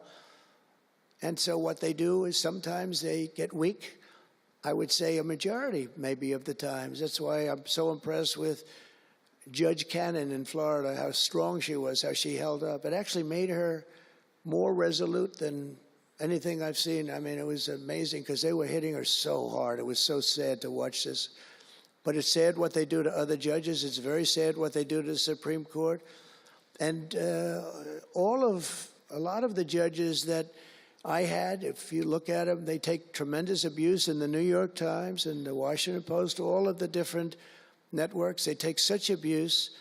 And honestly, very simply, they're afraid of bad publicity. They don't want bad publicity. And it's truly interference, in my opinion, and it should be illegal, and it probably is illegal in some form. There's no difference than speaking to a judge or shouting to a judge or doing whatever you have to do in a courthouse. They're doing it behind the back. They're usually doing it anonymously. They're saying anonymously, off the record, the judge is no good, but everybody knows where it's coming from. And it's totally coordinated. It's a campaign, and it's by the same scum that you have been dealing with for years, like guys like Andrew Weissman, deranged Jack Smith. There's a guy named Norm Eisen. I don't even know what he looks like. His name is Norm Eisen of Crew. He's been after me for 9 years. Now, Crew is a charitable organization. And the reason I'm saying this, Todd, is I'm only going to get one chance to say this. But these are bad people. I don't know who he is. I don't know what he looks like. But everything I read is Norm Eisen of Crew. And Crew is a charitable organization. And that's a political thing. His sole life is to get Donald Trump. And he's been vicious and violent, and he's trying, and he probably had pretty good success over the years. But with me, how did he do? I think I'm president. Am I here because I'm president? But we had to take all of that abuse. Even during the trials, we had to take tremendous abuse. Like, you know, these wonderful guys, they're not legitimate people. They're horrible people. They're scum. And you have to know that. And you're going to have these cases where you can't allow yourselves to be deflected. You just can't let it happen. You have such a higher calling. And I believe that CNN and MSDNC, who literally write 97.6% bad about me, are political arms of the Democrat Party. And in my opinion, they're really corrupt and they're illegal. What they do is illegal. It makes no difference how big a victory I had. I can have the biggest victory in history. It makes no difference what kind of a failure the other side has. These people are going to go after me. And I said it during the other night, during the big speech on Tuesday night. I said about Democrats, and I don't like that. I have great respect, by the way, for what Schumer did today. He went out and he said that I'm going to have to vote with the Republicans because it's the right thing to do. I couldn't believe what I heard. But, you know, I think he's going to get some credit for it. I think. Let's see what happens tonight with the big vote as it comes. But these networks and these newspapers are really no different than a highly paid political operative. And it has to stop. It has to be illegal. It's influencing judges, and it's really changing law, and it just cannot be legal. I don't believe it's legal. And they do it in total coordination with each other. And everything we do, we're restoring law, restoring order, and restoring public safety in America. That's what we want to do. And we're bringing honor and integrity and accountability back to the highest levels of the FBI, DOJ, and throughout our government. We're bringing our country back faster than anyone ever thought possible. We're working so hard at doing it, and we want fairness in the courts. The courts are a big factor. The elections, which were totally rigged, are a big factor. We have to have honest elections. We have to have borders, and we have to have courts and law that's fair. Well, we're not going to have a country. Crooked Joe Biden got us into a real mess with Russia and everything else he did, frankly, but he didn't know about it, and he, generally speaking, signed it with AutoPen. So how would he know? That AutoPen is a big deal. I don't know. You know, they're having, who's doing this? So when my people come up, Will and all of the people, Steve, they come up and, sir, this is an executive order. They explain it to me, and, you know, 90% of the time I sign it. 99% of the time I say do it. But they come up and I sign it.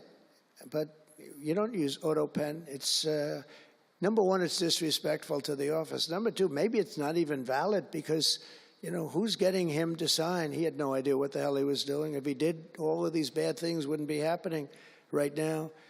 But we're going to get you back into a great position, and we've already started. They say that we had the most successful first month of presidency. Not a long time, but it's still a lot. It's like if you're a golfer, sinking a 3-foot putt on the first hole gives you confidence to sink something on the second hole. But if you miss that first putt, you don't like to have the putt on the second hole and the third hole. It could be a very bad experience. It's nice to get that first month, and now we have more than a month. Now we have a month and a half. And it's going really, really well. I can tell you as a little secret, although the cameras are blazing back there, so it's not that much. But I think we're doing well, as you have been hearing about Ukraine. I think we're doing now well with Russia. We're speaking with President Putin. We want to get the war over. Not only have we spent maybe $350 billion to Europe's, think of that, $350 billion to $100 billion, and yet we're across the ocean far away, so it shouldn't have been that way, but Biden let that happen too. And we're getting a deal where we're going to get that back, but much more importantly are the lives that we're talking about. On average, 2,000 young people are being killed every single day. Now, they're not from here. They're from nowhere close to here, but they're young people. They're human beings, and they have parents. They have sisters and brothers, the mothers and fathers, the friends and the families and the towns where they grew up. And they're losing, on average, 2,000, even 2,500 a week. And I want to get it stopped. And we've had some very good calls today with Russia and with Ukraine. They've agreed for a ceasefire if we can get it with Russia. And it's not easy.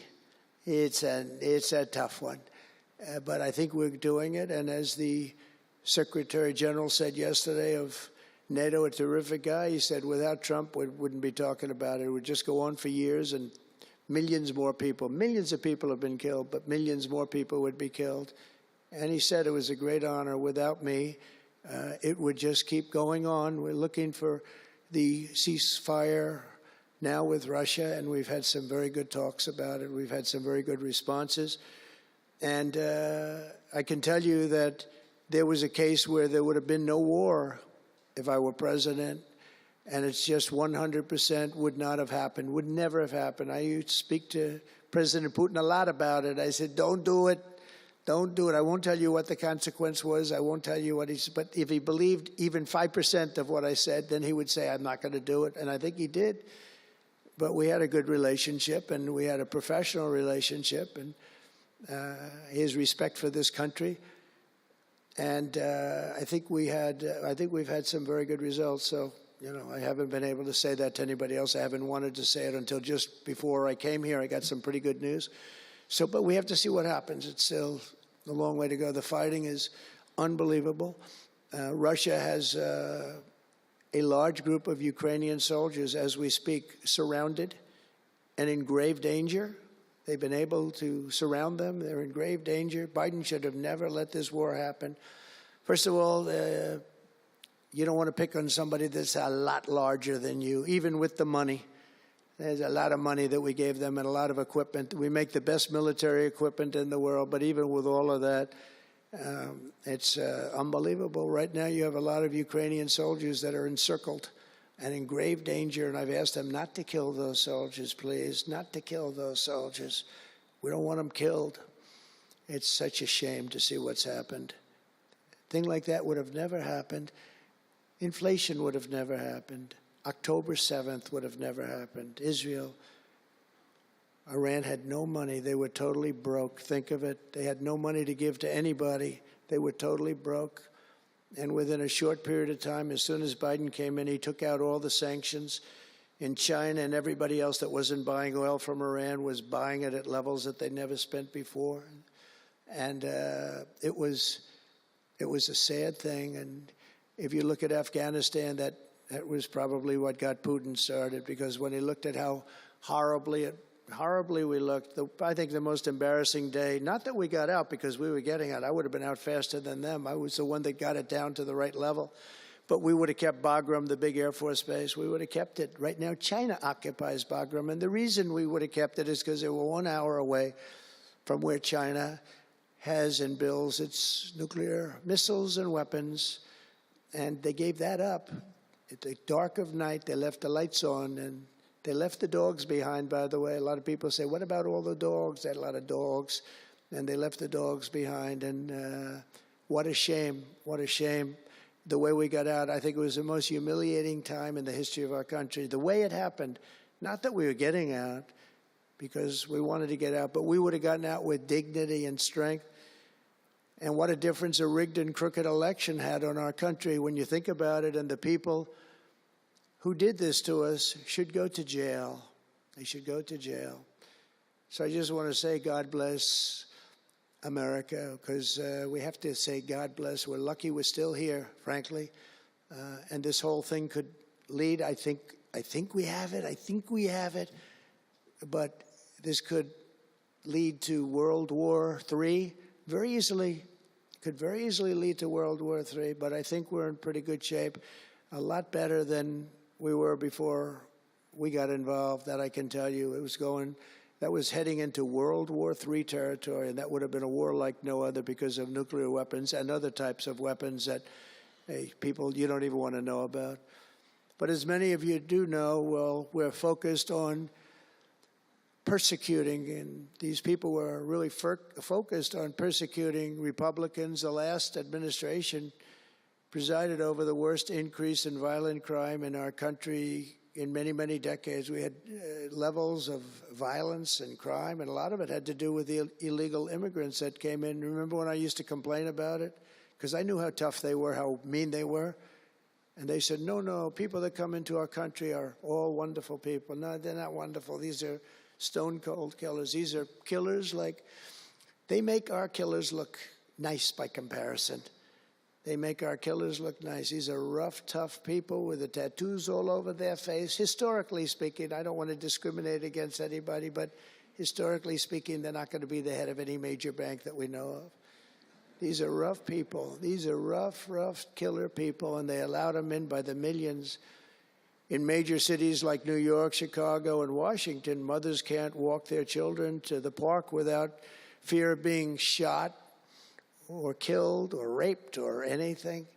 Women can't ride the subway without worrying that a hoodlum will shove them onto the train tracks in New York. It's happened twice in the last couple of weeks. They're standing there, perfect Wall Street gentleman in one case, and another person who was a worker, good worker, electrician, gets pushed into a train going 45 miles an hour just prior to the train, not stopping, going to go through that. So I know the stations very well. I used to take the subway. I used to feel safe. When I was young, I'd go to, my parents would drop me off at the subway. I'd take the subway to my school. Can you believe it? Today, they wouldn't be doing that. And we want to get a country back maybe where you can do that again, Pam. But it's so sad to see what's taking place. Under the Biden regime, average monthly homicides increased by 14%. Property crime rose tremendously. Violent crime went up at least 37% that they know of. Rape soared by 42%. Car theft rose by 48%. And robberies surged to 63 to 100%. They don't even know what the number is. And I have no higher mission as President of the United States than to end this killing and stop this law-breaking and to making America safe again. And that's what you're all about in this room. We want to protect Americans, and we protect everybody that's in our country, American or not American. We want to have a safe and proud country. We're joined today by dozens of police officers, sheriffs and sheriffs, deputies from all across the country. My message to these law enforcement heroes is simple. With me in the White House, you once again have a president who will always have your back, will always have your back.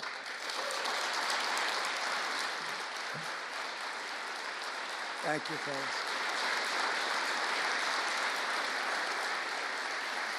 Thank you.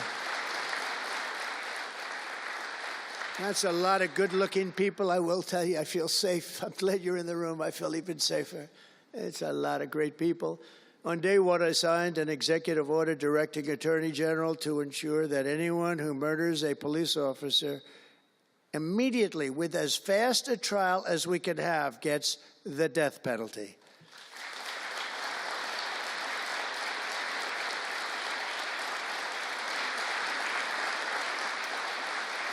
And last month, I fired all the radical left pro-crime U.S. attorneys appointed by Joe Biden. There were so many that were bad. And I know there were some that were probably very good, but there were so many that were so bad and so evil, so corrupt. Instead of having Marxist prosecutors who want to put police officers in handcuffs and go after a police officer rather than a criminal, I appointed patriotic, tough-on-crime warriors who will partner with police to put dangerous offenders behind bars, put them in jail. We're fully reviving 1033 program to provide state and local law enforcement with surplus military equipment, that we have so much of it. I did it in my last administration, and I remember Obama wouldn't do it. He wouldn't do it before me, would not do it, because he thought it made them look too strong, too military. I said, no, that's what I want them to look like. I want them to look strong. And it was protective, defensive equipment. We had billions of dollars. I gave it out, and now I'm going to have a chance to give it out again. They didn't want to do it with Biden, and Biden didn't know why. I didn't, if they would have asked him, he wouldn't have been able to answer the question. He could never answer a question. They said my press conference yesterday was longer than all of Biden's press conferences put together for the last 4 years. And I don't know if that's true, but it was close. And perhaps most importantly, we're securing our border and repelling the invasion of America. We have, you see the numbers have come down. So, and Tom Homan and Christy have been incredible. Christy Noem, Secretary, she's done great. And Tom Homan is, I don't know if Tom Homan's here, but wherever he may be, I think he's chasing people out of our country. If he was here, I'd almost be disappointed. What are you doing, Tom? But he's a fantastic guy, and he's a brave guy. Over the past 4 years, other countries emptied out their prisons and jails, mental institutions, and insane asylums, and sent the killers, drug smugglers, and bloodthirsty inmates from the filthiest dungeons of the world straight into the USA. An open border. We had an open border policy. Anybody could come in, no matter what you were, no matter where you came from, no matter what you looked like, no matter what you were doing, no matter what you did, no matter how many people you murdered, you could come right into our country. We have murderers right now walking the streets. We're joined today by Tammy Nobles, whose 20-year-old daughter, Kayla, was attacked in her home 3 years ago, horrifically assaulted and strangled to death by an illegal alien MS-13 monster set loose into our country under the open border Biden regime. Kayla was one of countless American victims ripped away from their families by the open border policies of that administration. And we're also joined by Kayla's stepfather, Jeremiah, and several other courageous angel families here today. And I'd love you to all just stand up and take a bow because you are incredible people. Please. Thank you.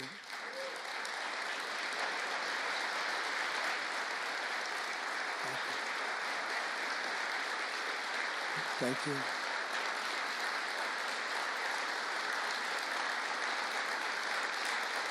Thank you very much. Thank you. But I want you to know that we are working every day to expel these savages from our country and ensure that what happened to your loved ones will never happen again. So their legacy is going to be a great one. Thank you all very much. We appreciate it. On day one of my administration, I declared a national emergency on our southern border. In our first full month in office, we achieved the lowest level of illegal border crossings ever recorded, okay? Even lower than 4 years ago. For years, Democrats and the media kept saying that we needed new legislation. We had to have new legislation. We needed it immediately, and I never had legislation. I had the best border in the history of our country for almost 4 years. And by the time I got out, we had the lowest numbers ever. My favorite chart of all time was brought down that day. And on that chart said we had the lowest numbers ever. But it turned out that we really didn't need new legislation. All you needed was a new president.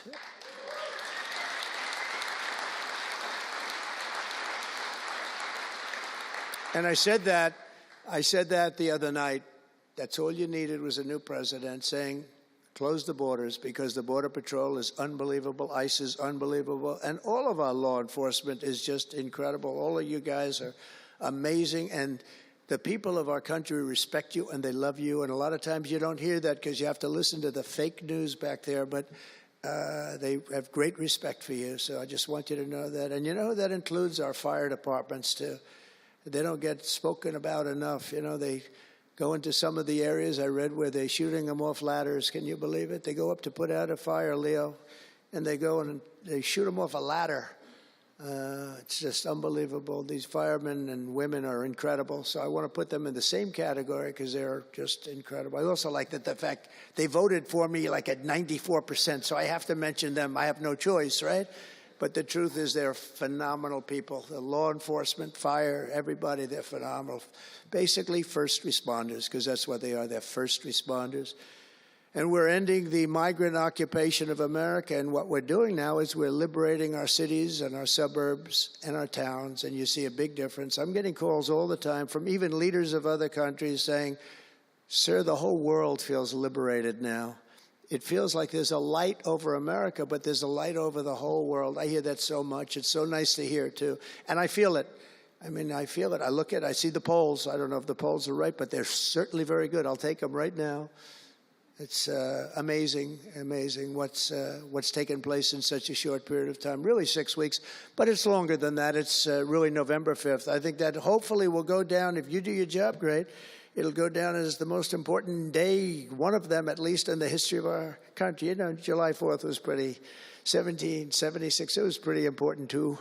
But let's see if we can top it. Can we top it? I don't know. That's a tough one, but we're going to try. But it will be one of the most important days in the history of our country. So I think, and I think everybody in this room wants that to happen. Last month, we officially designated MS-13 and Tren de Aragua.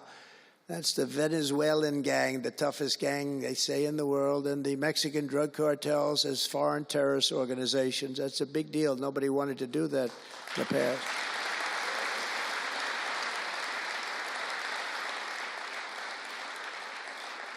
And by the way, we've caught hundreds of them, the Venezuelan gang, which is as bad as it gets, and you'll be reading a lot of stories tomorrow about what we've done with them.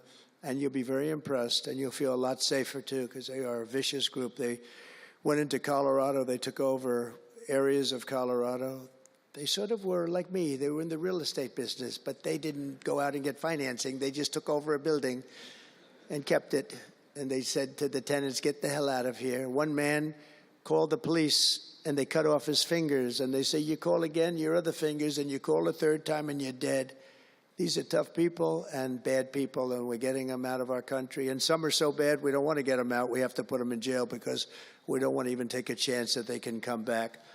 Thanks to our efforts, Mexico recently handed over 29 of the biggest cartel leaders, including the depraved kingpin charged with the 1985 murder of DE agent Kiki Camarena. And that was a big deal, if you know. They've been looking for this person for years, many years, and we got him. This evil killer will be now prosecuted to the fullest extent of the law, and we know that, let's put it this way, I have to be nice. It's a very strong case. We're stopping the criminals pouring across our borders at record levels, and we're also stopping the massive quantities of deadly drugs. In 2023 alone, drug overdoses killed more Americans in 12 months than they did during the entire decade between 1980 and 1990, so 10 times more, but it's much higher than that. More Americans died from fentanyl last year than died in the Korean War, or the Iraq War, the Afghanistan War, all of them combined.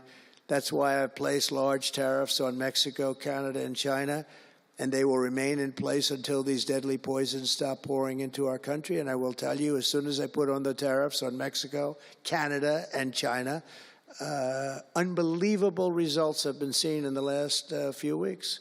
Unbelievable results. They weren't happy about it. You probably read they weren't happy, but they are working like hell to end it. They weren't working very hard before I did that.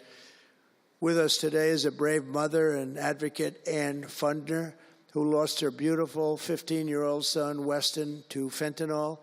And Ann, if you would, I'd like to ask you to come up and say a few words, please. Thank you.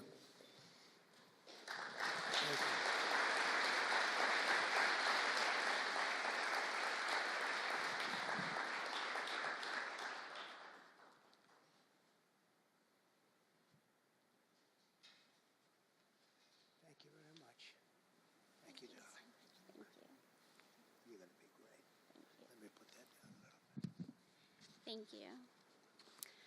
Well, first, I want to say thank you.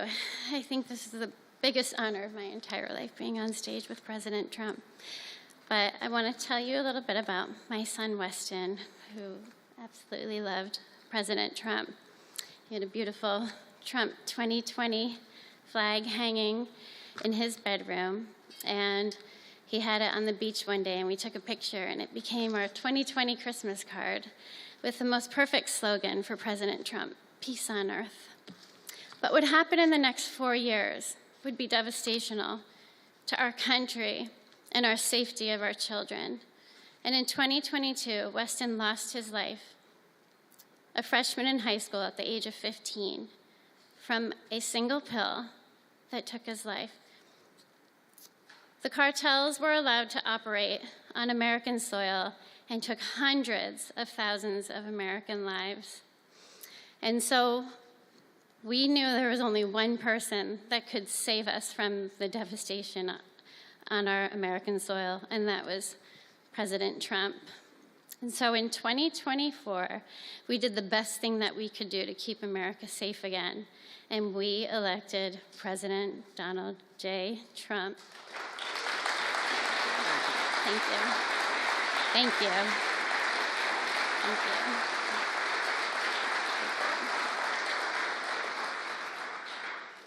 Thank you. And he's done everything that he has promised. We have a 98% decrease in border crossings. And he has labeled the terrorist cartels terrorist organizations. And he has instilled tariffs because there is no price on human life. And so I feel like I can speak for the entire fentanyl fighting community when I say thank you to President Trump, and thank you to Pam Bondi and everyone out here who is fighting this fight. God bless you. God bless you, President Trump. And God bless America. Thank you. He's up watching you. He's up there watching you. And he's so proud of Mom.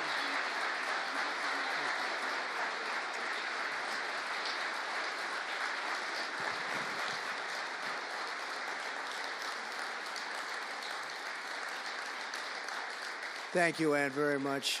Weston is, I just said to Ann, Weston is up in heaven watching his mom, and he's so proud of you.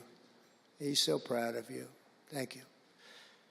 We're also joined today by a number of other American families who have lost loved ones to fentanyl, and I'd love you to just stand up for a second, and we want to acknowledge you, and also your daughters, your sons. They're looking down on you, and they're loving you like crazy. So thank you very much. Thank you. Thank you. Thank you. This department will not rest until we have ended the fentanyl epidemic in America once and for all. In less than 2 months since I took office, the DEA and FBI have seized nearly 1 million deadly doses of fentanyl, and that's just the beginning.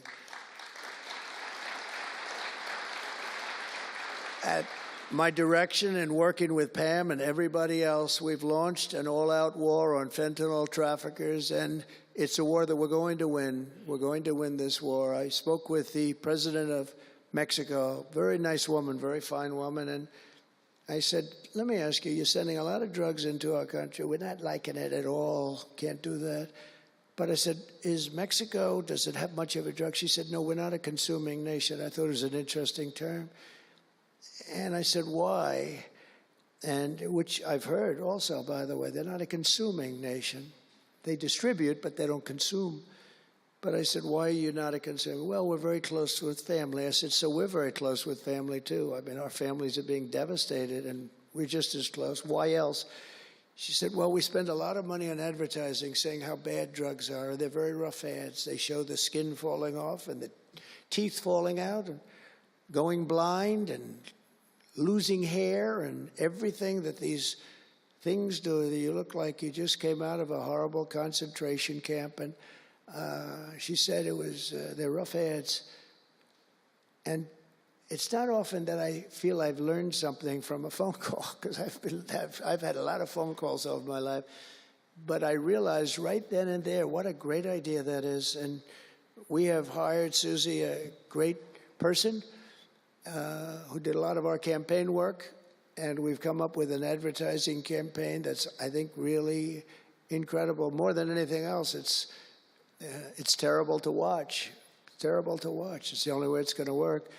And I would be, because we got the numbers down, 18% would have a blue ribbon committee headed by the First Lady of the United States, who everyone loves, and some of her friends. And, you know, they work so hard, but it's a tough deal. They're dealing with very smart and very vicious people. You know, some of those businesses, those cartels, are run better than any business in America. They say they're run incredibly, not just here.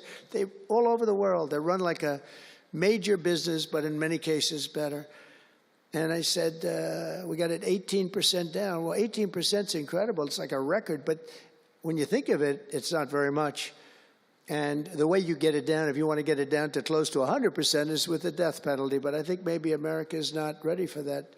China has a death penalty. Singapore has a death penalty. Various places have the death penalty. Wherever you have the death penalty, you don't have drugs. But I just don't know if this country is ready for it. So I tell people, and it's always an option, but I don't know. I just don't know if you're ready for it, and that's okay. It's nothing you can do. But what we're going to do is we're doing this campaign, and I think we can get it down 50% with this campaign, because when people see all the horrible things that these drugs do to you, we're especially focused on fentanyl.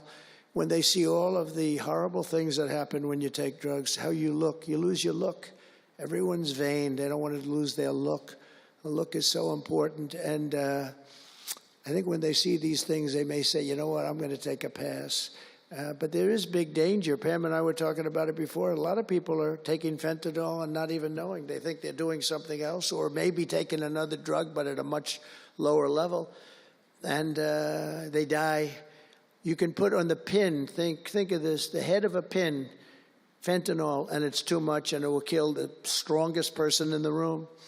And it's amazing. But we're going to do this campaign. It's going to be launched fairly soon, Susie.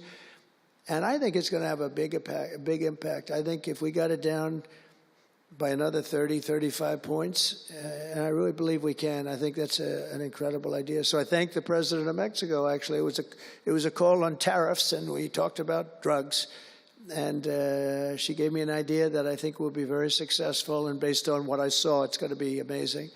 Under our leadership, this department is once again laser-focused on protecting the American people. We're defending our borders, our streets, our children, and our good, really God-given, this is God-given rights and liberties once and for all. We're going to defend our country, and we're going to defend our rights. Etched onto the walls of this building are the words English philosopher John Locke said, "Where law ends, tyranny begins." And I see that, and I saw it over the last 4 years when somebody was allowed to attack viciously with this department and the FBI. His political opponent, how did that work out? Didn't work out too well, but it wasn't pleasant. It wasn't pleasant. I was attacked by a political opponent, and probably it helped that I was attacked more than anybody in the history of our country. Alphonse Capone, the great Alphonse Capone, legendary, Scarface, was attacked only a tiny fraction of what Trump was attacked. And maybe it worked out well. I don't know. If I had to give it up, I probably wouldn't, but only because I've gone through it. But I wonder what the difference would be. Maybe they helped get me elected by those margins, the big margins, the big mandate that we received. But you can't go after your political opponent. Nobody's ever seen anything like it, actually. And hopefully they won't see anything like it. But now, with the return of law and order, the entire world is witnessing the triumph of American justice and American freedom. That's why we're here today, gathered with people that have love for our country. In the coming years, we will revive the storied legacy of this department, and it's happening right now. You can feel it. And rekindle the spirit of the great lawmen and legal lions of the past, Americans like Wyatt Earp, Eliot Ness, Frank Hammer, Rudy Giuliani. Rudy Giuliani had to suffer greatly, greatly. He's the greatest mayor in the history of our country. He had to suffer greatly. Ed Meese, Antonin Scalia, Robert Jackson, and Robert F. Kennedy. We will rebuild pride in our institutions. We will restore the prestige of this great department, and we will bring back faith in our justice system for the citizens of every race, religion, color, and creed. And I want to just tell you that this has been a great honor. I was asked to do it, and I said, is it appropriate that I do it? And then I realized it's not only appropriate, I think it's really important. And I may never do it again.